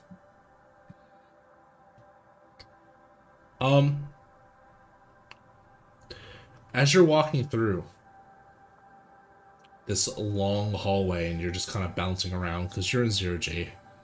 Mm-hmm. Well, actually, no. At the event, in the Event Horizon, they had the grab boots.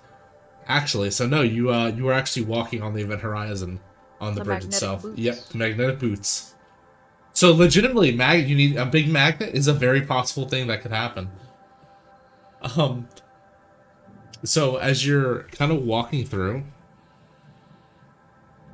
what's in your mind, Peter? This is weird. Everything about this feels wrong. I just want to find this stupid black box and get the fuck out of here.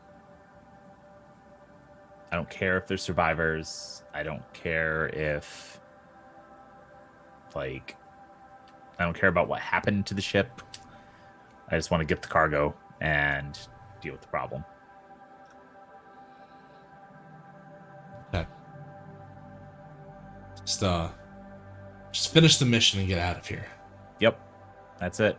110%. What do you what's the one thing you keep thinking about other than the mission to kind of get you through this? Who is the last person you talked to? The last person I talked to was probably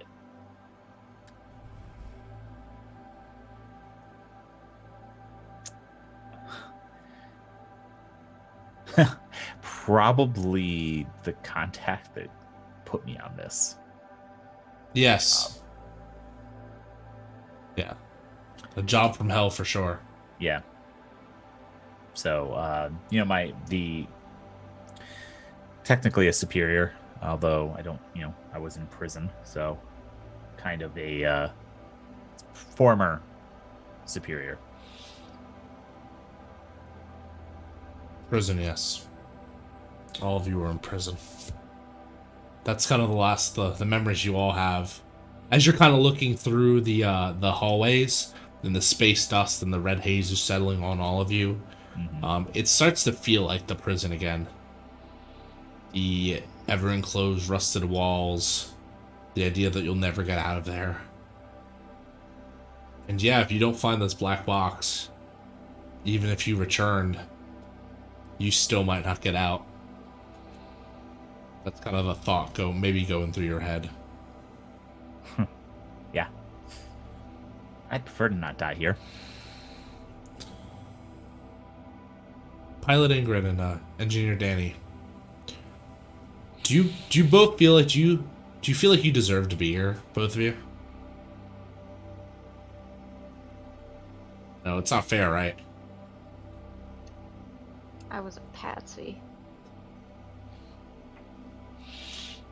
Dr. William, on the other hand, seems to be getting more excited by the moment. He was always a strange fellow, but his strangeness seems to have kicked it up a notch. On some level, I can understand it. We're standing inside of a wonder of architecture and engineering and physics that have gone mad. So I'm sure he's having a field day. So I can understand a little bit. It's an interesting comparison that you make that, because for a second, all of you might consider the kind of grandiose nature of the ship. But also in its beauty, there's a little bit of horror to it, as you kind of realize it almost resembles like you're in the belly of some sort of ancient monster that swallowed you up. And as you get closer and closer, you can start hearing the humming again, Pilot Ingrid. But not just you this time. Every one of you begin to hear the hum. Okay, I know you guys hear that this time. Yeah, I'm hoping it's just the metal expanding and contracting. Is it melodic, or is it just like a constant noise? There seems to be almost a little bit of a rhythm to it. Definitely, you probably could consider it a melody of some sort. Yeah, that's not tinnitus. You know, maybe somebody left a radio on. It's probably just the ship, like you said, metal expanding, metal. contracting. Let me know if you guys hear my brother. Remember that. That was the other thing that it sounded like last time I heard it. So if it changes, then maybe we should...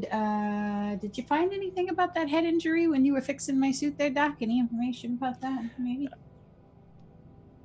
When we get back, let's focus on the task at hand. Okay, all right. Oh, if that starts sounding like my brother, I'm going to flip the hell out. I just need you to know that.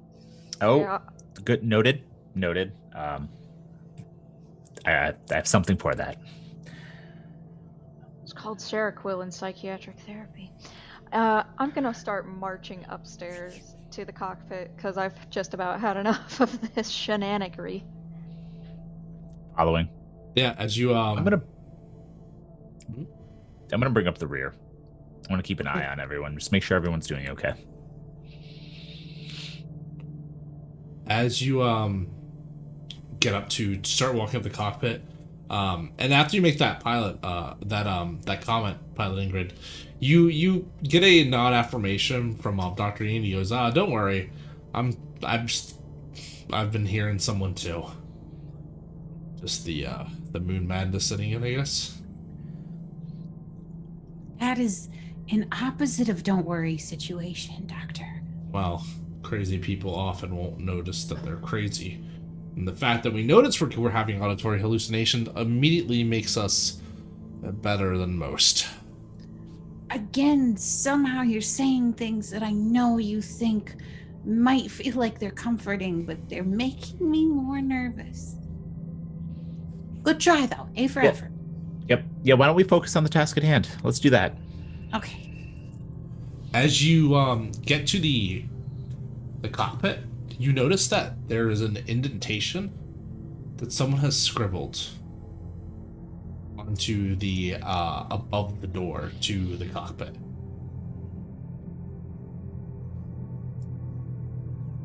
What's it say? It says, anyone have linguistics? I do. So only the doctor is able really to decipher Latin. But what you here see is the phrase... Get up. I was gonna say it in Latin. I'll just say what it is in English. I do not think I can pronounce this. Abandon all hope, ye who enter here. Oh, okay. I don't translate it out loud. Yeah, none of you know what that means, except for the other doctor who seems to trace his hands over the top of the door. But he doesn't say what it is either. Cool. Space Good. Graffiti. Nice. Yeah, they're probably just trying to mark their ship or something. If if Ying opens his mouth, I'm gonna hurt him. It really spices up the place, yeah. Yeah, try to make it a little more Period. homey. The only thing that Ying does say is it's like, someone has a mind for theatrics, it seems. Yeah. You walk into the cockpit area, passing through the oddly coffin-shaped doors. What a weird design for a ship. You're like, what the fuck? It's a pretty design. I'll give him that. It's grandiose. But, Maybe it had to do with the physics of whatever they were trying to do. Like, I'm maybe it helped. guessing because this is morbid. all right. Yeah, so Latin would suggest that. So if I were a black box, where would I be? As an engineer, do I know where that black box would be? As an engineer and a pilot, you would know that if the black box was anywhere, it would be essentially right under the pilot's console. And that's exactly where I'm going. And as you come in, you see the all familiar cross-shaped windows shining in the red haze and light, or not light, but just the red haze. You can see the outside, which is still filled with that red tint. And you almost have to kind of blink for a second. Go ahead and engineer, give me a panic roll. Just roll 2d10. Oh, 2d10. And your current stress is what, 5, I believe, or 4? It's 6. It's 6, okay. Yeah, because recall, I got hurt on Yeah. that spacewalk. Alright, It's let's fine. do 5 and a 0.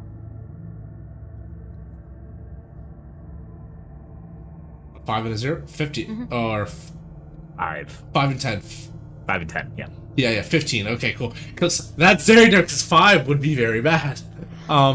15. So you managed to keep your cool, and yeah, you pay no attention to the floating bodies that are in here. Just for a second though, when you blink, they were just part of the wall. That's all. They were just That certainly was visual. tubing. Yeah. I'm fine. Yeah, you're fine. You're alright. You think? You go to the you and Ingrid both make it there at the same time, and you kind of look under the console, and you see the spot where the black box should be, but it seems to have been taken. Son of a bitch! And I'm gonna punch the chair, like the captain's chair. What? The It's black not box here. isn't here. Of course, it's not. The entire reason we're here. The entire reason. I say we snap some pics and get the fuck out of here. What's there to take a photo of? Don't they know what the fucking inside of the ship looks like? Yeah, but just to say we were here so they know we were actually here. So a selfie. Cool. All right. Yeah, you know what? Everyone Selfie with gather the Event up. Horizon. Or my initial idea of just blowing the whole ship up. We find that giant magnet, get our ship back, we get on it, and then just, well, they're never gonna know. If we want to blow the ship up, we would need to blow the engine up. Why don't we just leave it? Yeah, let's just leave it. It's a graveyard. Why do you keep we- wanting to blow it up? Honestly, because well, if you want to know, I don't think we're gonna be able to get back through that wormhole. And it's kind of like well, a statement piece, just out of fury. But in reality, if we do have to go to the engine room, there's a good chance that wherever this black box is, we might run into it along the way. So, new deal. We go to the engine room, and if we don't find the black box by then, Okay. All right. Fine. I don't And like you- this or whatever. I'm looking at Ying. Or Doctor, what's his name? Yeah, Dr. Yang, yeah. Yep. And you do not touch the engine. I would never do such a thing. You can Although, hypothetically, what if we found something that was better than the black box? To bring We back. don't need anything but the black box. I'm just saying, but if we can't find the black box and we bring something better back, I don't care if we bring anything back if we don't find the black box. Yeah, they really don't care. That's all they want. it's I think we could secure our ticket to freedom here. It's just what I'm saying. They don't know what they want. Why do they want the black box in the first place? So they can For find out what flight records. happened. They can find out what happened, or they can get the data from the ship, right? Well, we just need to find that in another form, and we'll be fine. Okay, I'm gonna sit down in the pilot's chair. Okay. Is there power? Emergency power, but not actual power, no. Can I get the computer on? You would have to do a little bit of backdooring, but you could use computers, and if you have it, hacking. If I recall from the movie, what was the last thing on that screen? Oh. Oh. So I do have hacking, as a matter of fact. So does the trained and the expert buff stack, or is it just plus 15? Like, is it plus just 10 and plus 15? No, it's just plus 15. Okay, so that is intellect and hacking, I presume? Yes. Okay, that puts me at 49, and I rolled a 29. Awesome. You kind of have to bypass some security and reroute some permissions here and there. Okay. But you do manage to pull up the last thing that was on the computer. Awesome. I'm just like... It's probably the first time any of you have seen the good doctor be like, I know computers, just do it. Holy shit, he's a whiz kid. You don't get any videos, contrary to popular belief, but you do get a log of like protocols and authorizations. You can see one from 20 years ago. No, so I'm sorry. It would be 11 years ago. Apologies. I had to get 11 to 12 years ago, where you see initial tests has been ran for the event horizon. You see the marker of success next to it. All activity seems to cease for a bit, and you see activity seems to spur up around 7 years later from that point, which would put it at about 5 years from where you're at. It's okay. So like they did a startup test, and then we had activity 5 years ago, which is probably when the Lewis and Clark was tapped into it. You see that the engine was started up again, and you see partial success under the operation. You see the coordinates in there are the coordinates for... There's two sets of coordinates. One for the Alpha Centauri system, which is the star closest to the Milky Way. Well, to us, to our solar system, I should say. I think it's in the Milky Way. And the other set is for a location a few clicks before Neptune, roughly where you enter the pathway. The coordinates are programmed in. It's very possible, if you wanted to, you could probably, if the engine was still active, you could maybe jump your way back to it. In the event horizon. In the event horizon. Which isn't fully operational and could potentially leave our ship behind. That sounds like a terrible idea, and I do not pass that information along to the good scientist, the good, very, very, very mentally unstable scientist. Okay, I'm not making complete heads or tails of this, but it looks like the Lewis and Clark tried to fire up the engine and put new coordinates in, or tried to get the ship to jump back where it came from, which looks like it was where we came from, but it didn't work. Does kind of make sense. Their ship was destroyed. Yeah. They could have been trying to jump back from the damage from their own ship. That's okay. Speaking of that, I'm noticing a stunning lack of, crew. Yeah. I noticed that too. Maybe they escaped and are in the debris. Maybe they were in a med bay.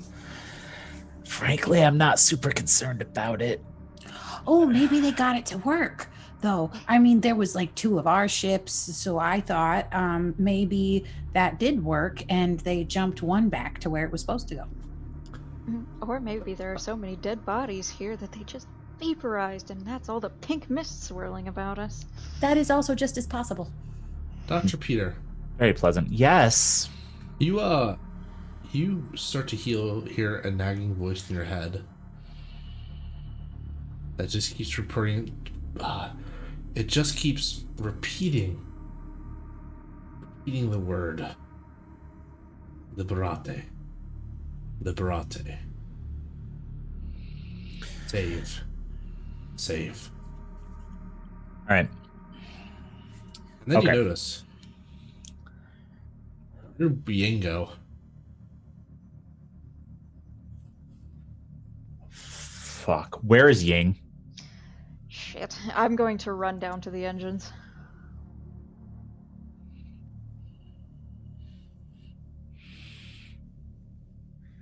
All right. Has anyone taken off? It's just the engineer. Cool. So Cool. I'll follow. Cool. I'm going to follow more cautiously. okay. Who knows what that little sociopath is up to? I can't let him just roam. As you get down to the engine room, you are coming across a long bridge. The bridge is in a tunnel of some sort with cylinders. There's no power. Fine. But as soon as you step onto the bridge, the cylinder that the bridge is in starts to turn slowly but surely. Oh man. And you hear the humming again. Crap. Nope. And the voice from the signal comes back on.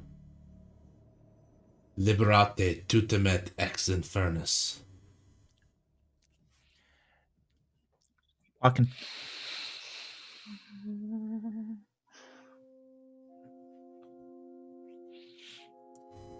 Everything's fine.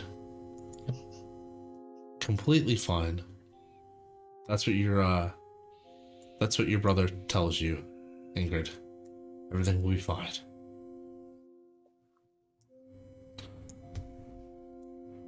None of you hear my brother?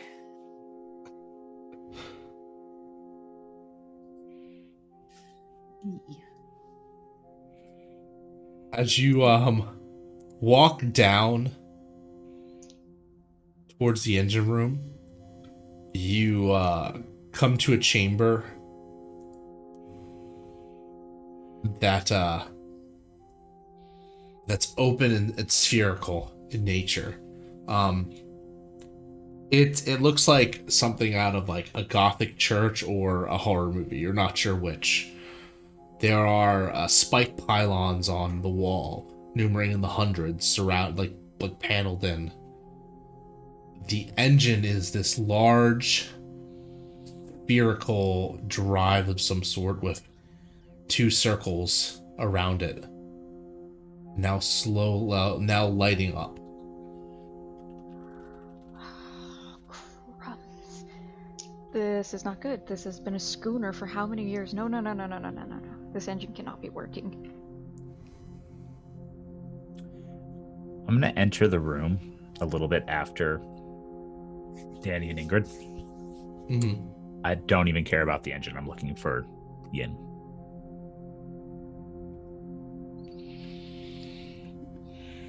Ying is in the center of the room, in front of the engine, bent over in the liquid that has spilled around it.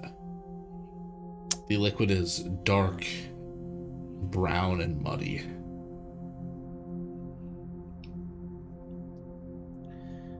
I'm going to unzip the medical bag I have and just kind of slide my hand into it. But I'm going to kind of approach him standing like a good 15 feet away from him and just watch him. I thought it would be here. Why is it not here? It's gotta be here. He looks back at you. Oh. You've made it. We did. Did you find it? No. He's hidden it. Who's hidden it? Dr. Weir. He's played one last trick on me. Well, you knew him best. Where would he have put it? I don't even know what he's talking about because I know he's not talking about the black box, but I am. Notes. He must have hid it in the drive. Must. He's still on this ship. I've heard him since we got on, you know. And he points to Ingrid. You've been hearing stuff too. Your brother's on this ship too somewhere. And you, pointing to the engineer, you've been hearing stuff. Ah. You're lying, I can tell. Doc, I think other good Doc needs some help. No, I am as clear-minded as I have ever been. Do you know how long I've been waiting for this moment? No, how long have you? Ever since I was kicked off the damn project in the first place. Selling trade secrets, you see. To the Russians. Yeah, that's called illegal, and no wonder you got kicked off. The Event Horizon was just as much as my magnum opus as it was Dr. Weir's. He had no right to launch it without me. And look what happened. Mm-hmm. Complete disaster. Which is lucky that you weren't working on it anymore, because then you'd have to take some of the blame for its failure. Also, what a way to get him back, to find the information that we need, and then you get to be the hero that retrieves it. So this thing that you're looking for in the mud over there, maybe if you tell us what it is, we can find it. And then, in your honor, I will blow this ship up for you. Unless you don't want me to do that, because that's technically yours. But I think that it would be very cleansing for you.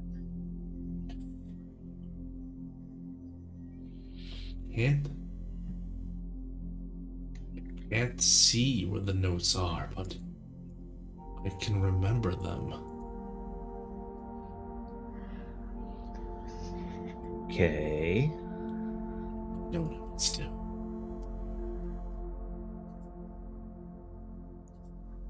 I think I want to slowly sneak closer to Yang so I can get more in a position to hold him. I'm going to start the drive.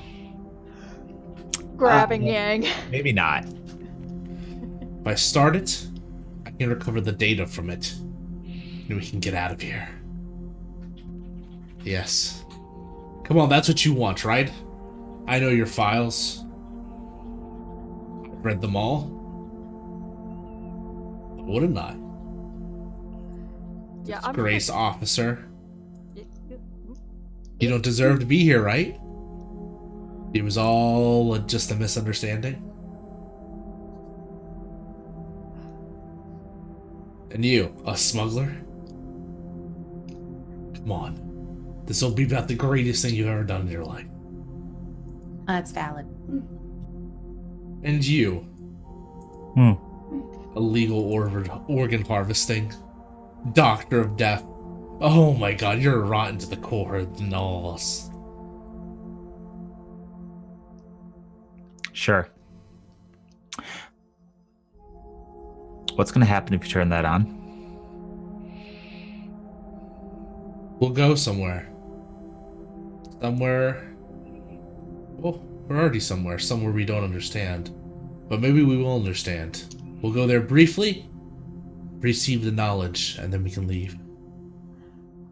With it, I could rebuild the drive myself.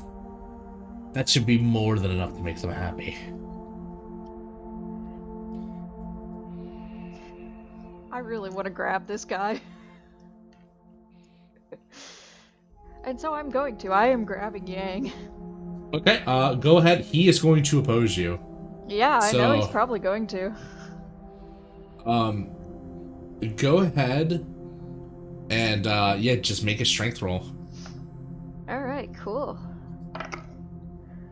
That is a 37.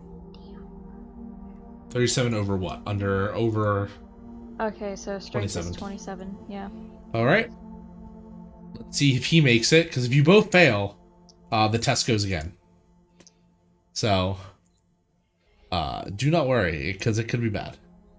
59. Okay, you both fail. Roll again. Alright. We got... 93. Oof. 27. Roll one more time.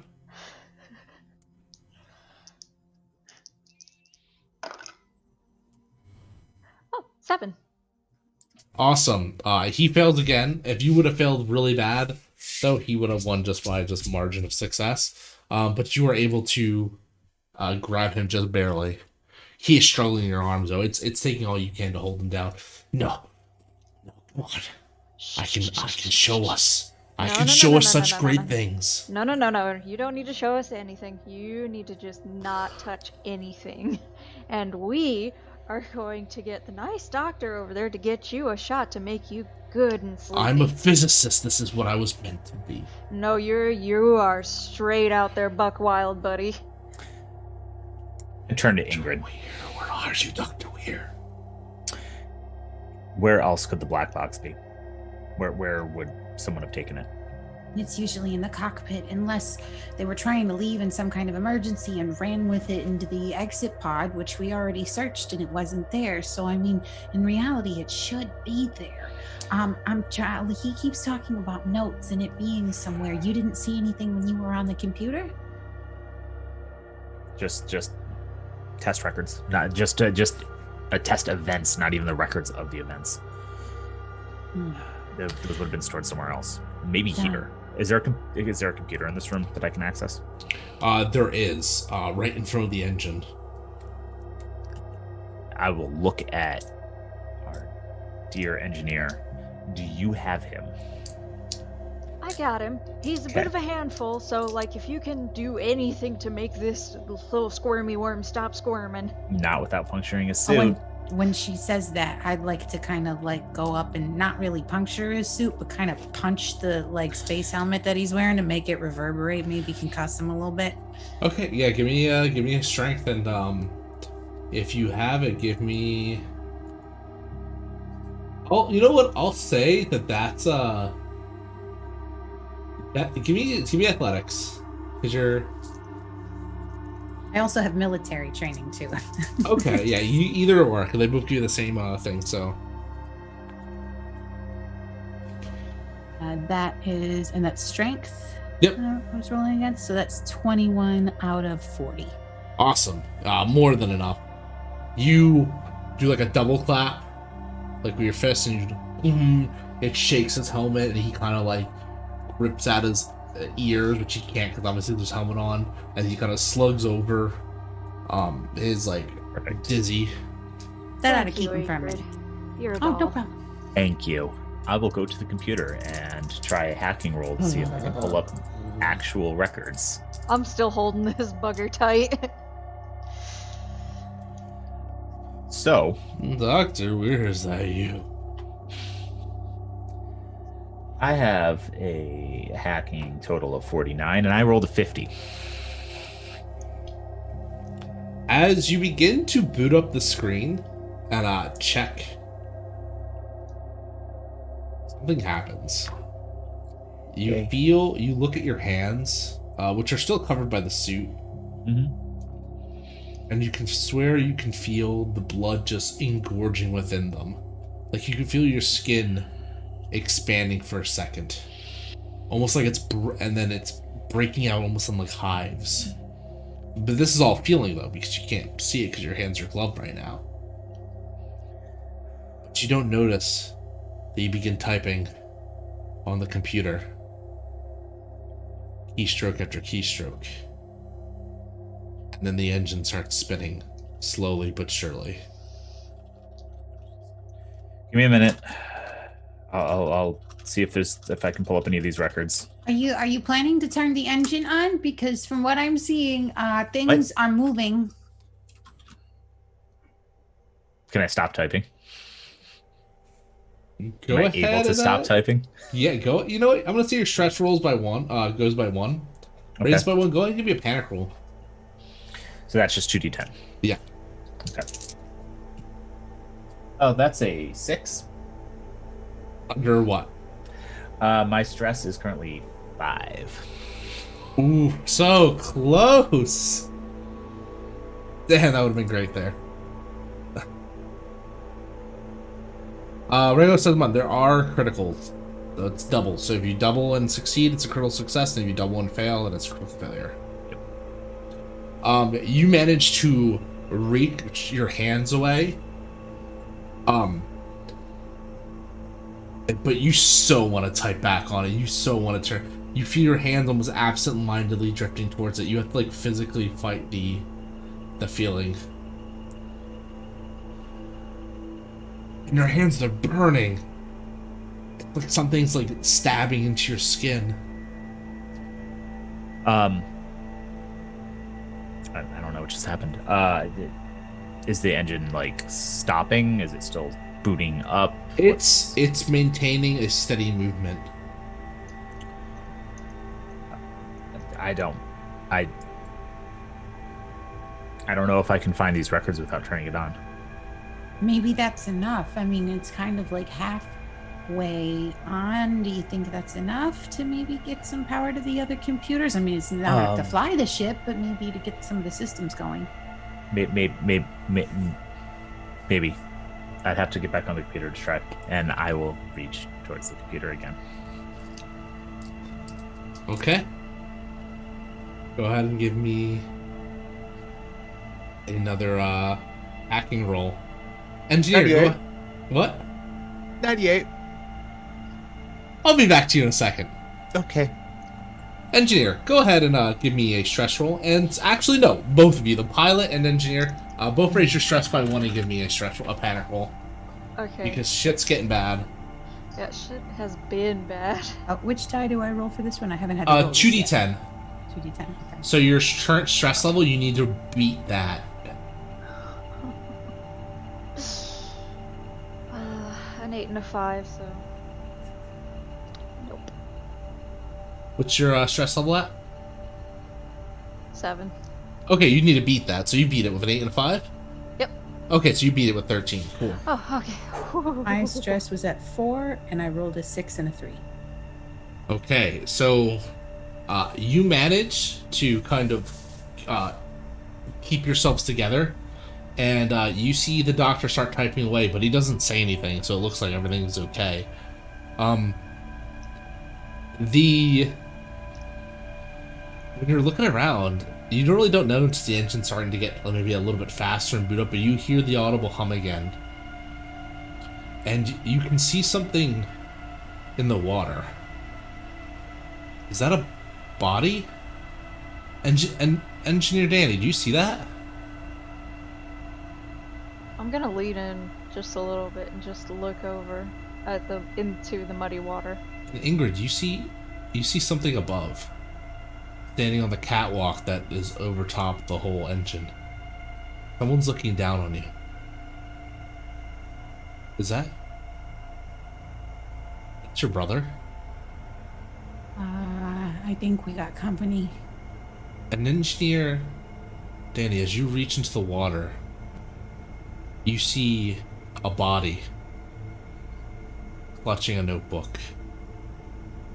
The body is someone you recognize. The boy. No.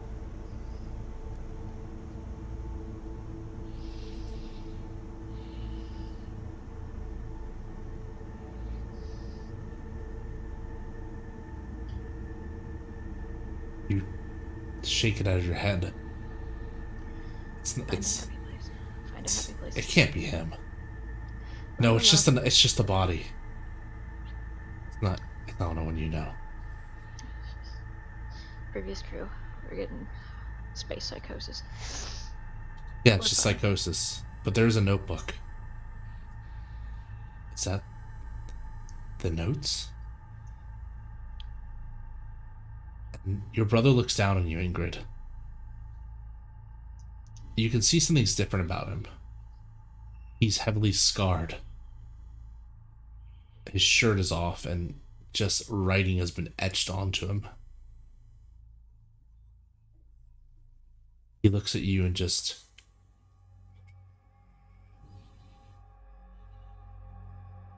before slowly walking out of the room. Meanwhile, Doctor, the red-hot pain and burns and hives, they're spreading up your entire body now as you can't stop yourself from typing. You don't want to stop, and you get the feeling that it won't let you stop. What's it? Yes, no, that it won't let you. Not that you would want to stop.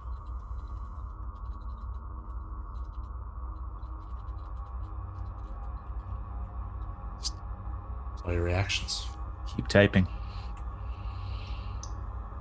I'm gonna keep a hold of our other doctor and just Ingrid. In the water, do you see a notebook?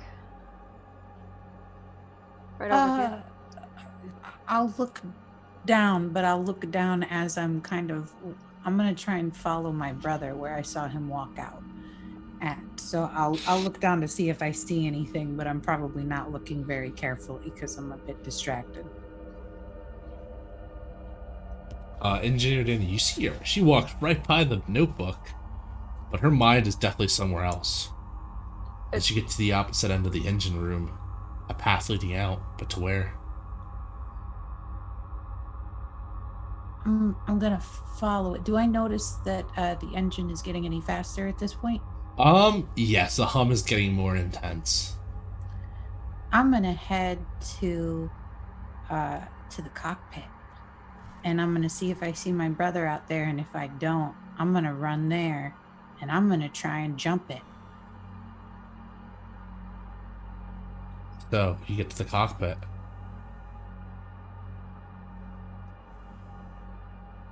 You see your brother sitting in the co-pilot seat, where he always had before. You. All right. You ready to get out of here, sis? I mean, if you're here,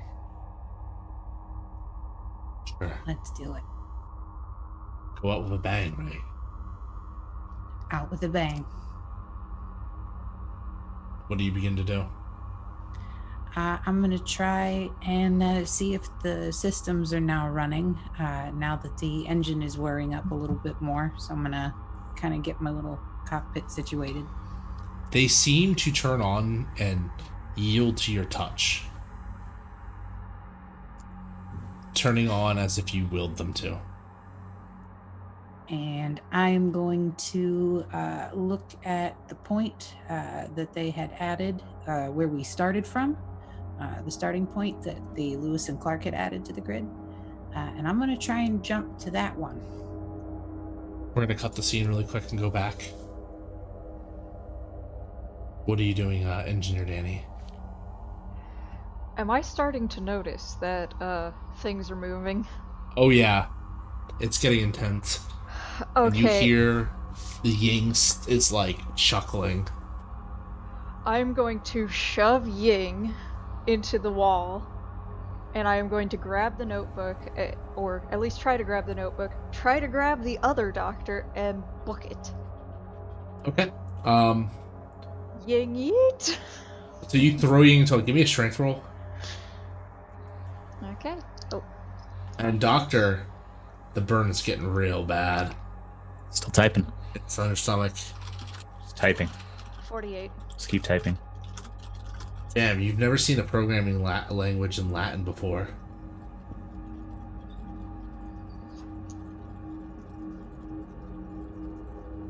You're on the, as this is all going down, you start to see and hear voices in your head as you see the former crew members standing around the engine in the circle. Go ahead and give me a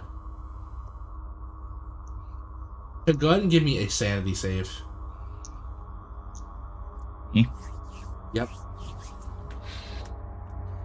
Pretty good at that one. All right.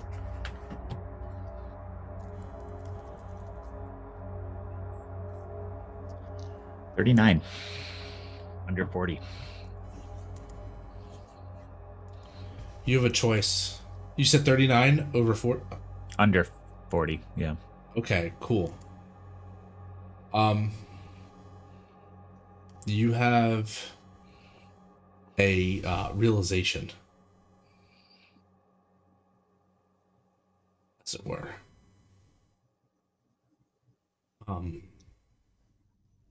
Things are getting interesting.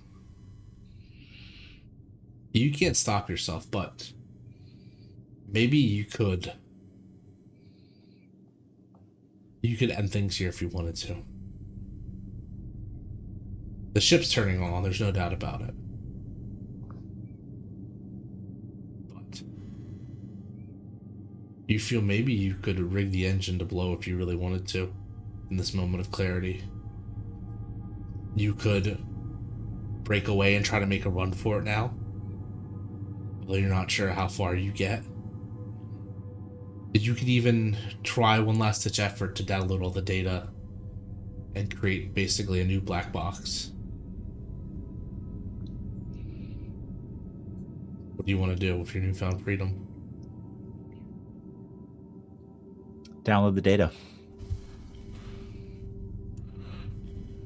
You download the data, taking out the hidden USB stick you have in your pocket. You've been carrying it this whole time, of course. Yes, I have. Always for the mission. I'll copy all the data to it. And then I will rig it to explode. About that time, that's when the engineer... Oh, would you give your strength check, Engineer Danny? Oh, it was like 40 something. I moved the dice. Bad. Okay, it was a failure though. That's what I did. It was a failure. You either move too much bit of strength, or you impale the doctor slightly on the spiked pylons. You know what? Fuck it. I don't care. I don't like him. He pulls himself off slowly from where the spike went into his head. One of his eyes now gouged out, looking at you. Blood running from the open gash on its head. No. You grab the doctor and you're able to pull him away. What? We're leaving. All right. I have what I needed. I flip to communications and I'm like, Ingrid, we need to leave. It comes onto not only does it come through your communication, it comes through the whole cockpit. Their communications with you. Oh, I don't pay attention. It's okay, sister. We're already leaving. We'll get them back. I'll show you what a good pilot I've become. Yeah. And you get no response. Fuck it. Come on. Okay. And I'm just gonna start running towards the exit. Yep. Yep. Running arm in arm with this dude like the buddy Okay. system.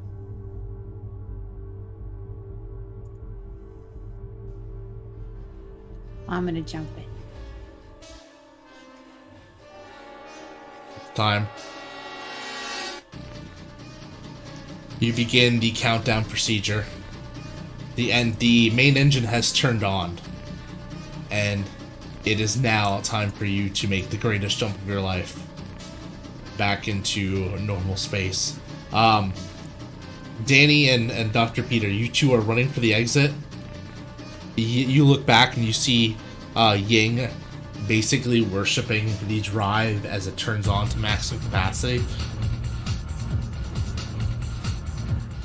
I don't care how far our spaceship has drifted, I will take my chances. I am jumping. It's gonna be hefty. It's gonna be hard. You're running through. You're both going to try to make the jump. As you're not even there yet. You're running down the hallway though, and you can see that the lights have turned on and everything has creaked and groaned, as if the ship itself, the remainder of it's coming back to life. We have to keep moving.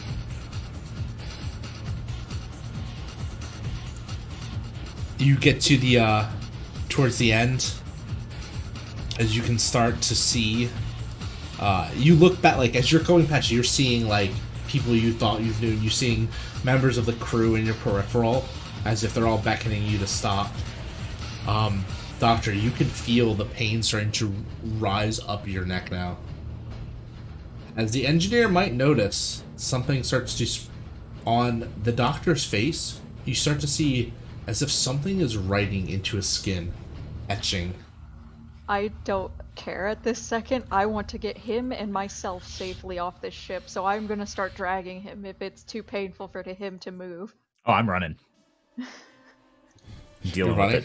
I'm same plan, just back to our ship. I will take my chances in open space. No, I am not staying on this death trap. Alright, countdown procedure's going. You have 10 more seconds, Ingrid. Your brother starts to basically do his co-pilot thing, and you see the main thruster for basically the jump go up. He puts a hand on the thruster waiting for yours. I put my hand on his. Are you on the other side? Let's do it. And you both retch it forward as the engine hurls itself to life, as the Event Horizon begins humming a magnificent symphony of music. Somehow, beyond all odds, it's starting to work again, and you can feel the milliseconds before the jump is initiated. Go ahead and make your jump. Give me a strength and 0G roll, please. Speed and 0G roll, sorry. Somebody blow on my dice. They've been naughty this evening.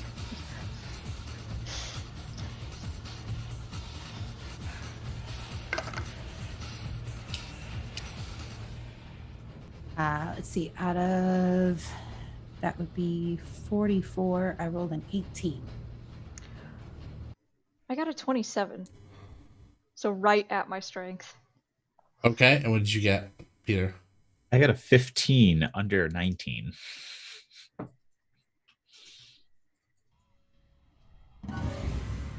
A 15 or 19? Okay, cool.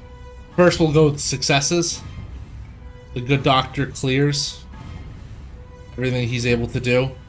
You, like, retch up, and you kind of make the slow as the whole ship is surrounded in a blinding light, and you kind of skid across the landing of the Gehenna. And you can see reality is starting to warp around you. As Engineer Danny, you make a jump, but you're not gonna make it. You're getting caught not without a little help. So I leave it to the doctor. Dr. Peter, do you save Engineer Danny?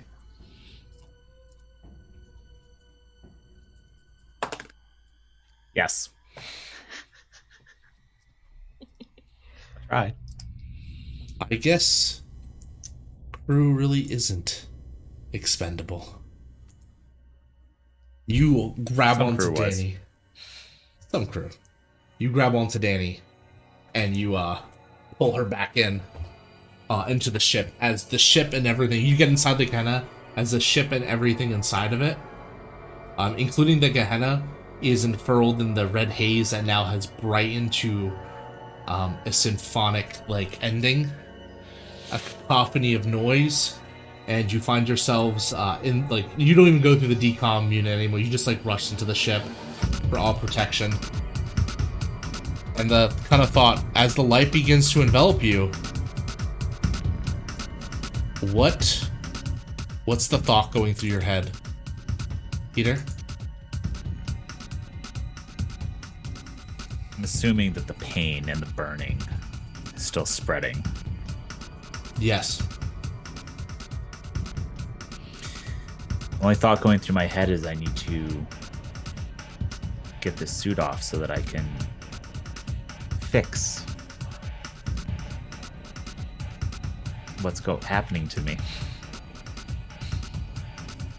And Danny, what is your last thoughts?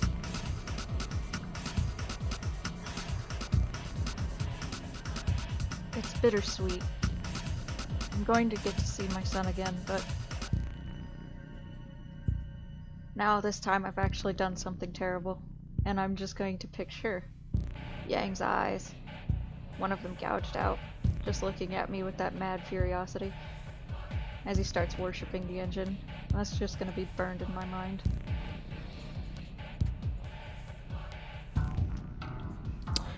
And what is the last thought that goes to your head, Ingrid, as you and your brother hit the hyper jump? This is gonna be epic. Lights enveloped. You're the last of the noise. And everyone, Ingrid, you look to your brother one last time. Engineer Danny, you look to the doctor one last time. And then everything goes white. And although contact with the Gehenna was never reestablished, and there's been no official story on what happened. Some people say in higher ups that they went to another place another time. Some people say that they were able to deliver the black box and the data and retain their freedom. And others say that they became a part of the Event Horizon as the crew before it and the crew before that, as it was meant. But we'll never really know what happened. Not officially. And that's the end of the transmission. A return to the Event Horizon. Thank you for everyone for watching the Saturday Night One-Shot of Mothership RPG scenario titled Return to the Event Horizon. Before we leave and commence, would anyone would like to reveal their secrets that were... Yeah. Sure.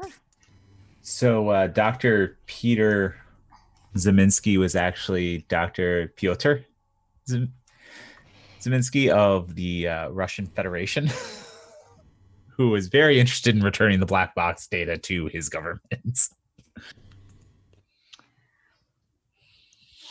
And I was a disgraced ex-military officer that was a patsy for mass genocide against the Geneva Convention. Lovely. Yeah, I took the fall for some very bad Yep. people. And did Pilot Ingrid have anything that was secret?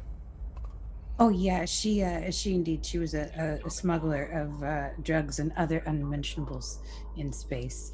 So I think she was interested in getting that black box to kind of fetch a price for it too. But in reality, she was kind of expecting us to be a suicide mission. So as long as she got to go out in a blaze of glory, that was really all she cared about. Yeah, that's the last line of this. Is like one of the last lines. Try and keep the others alive and go out with a blaze of glory, which I feel like you've accomplished.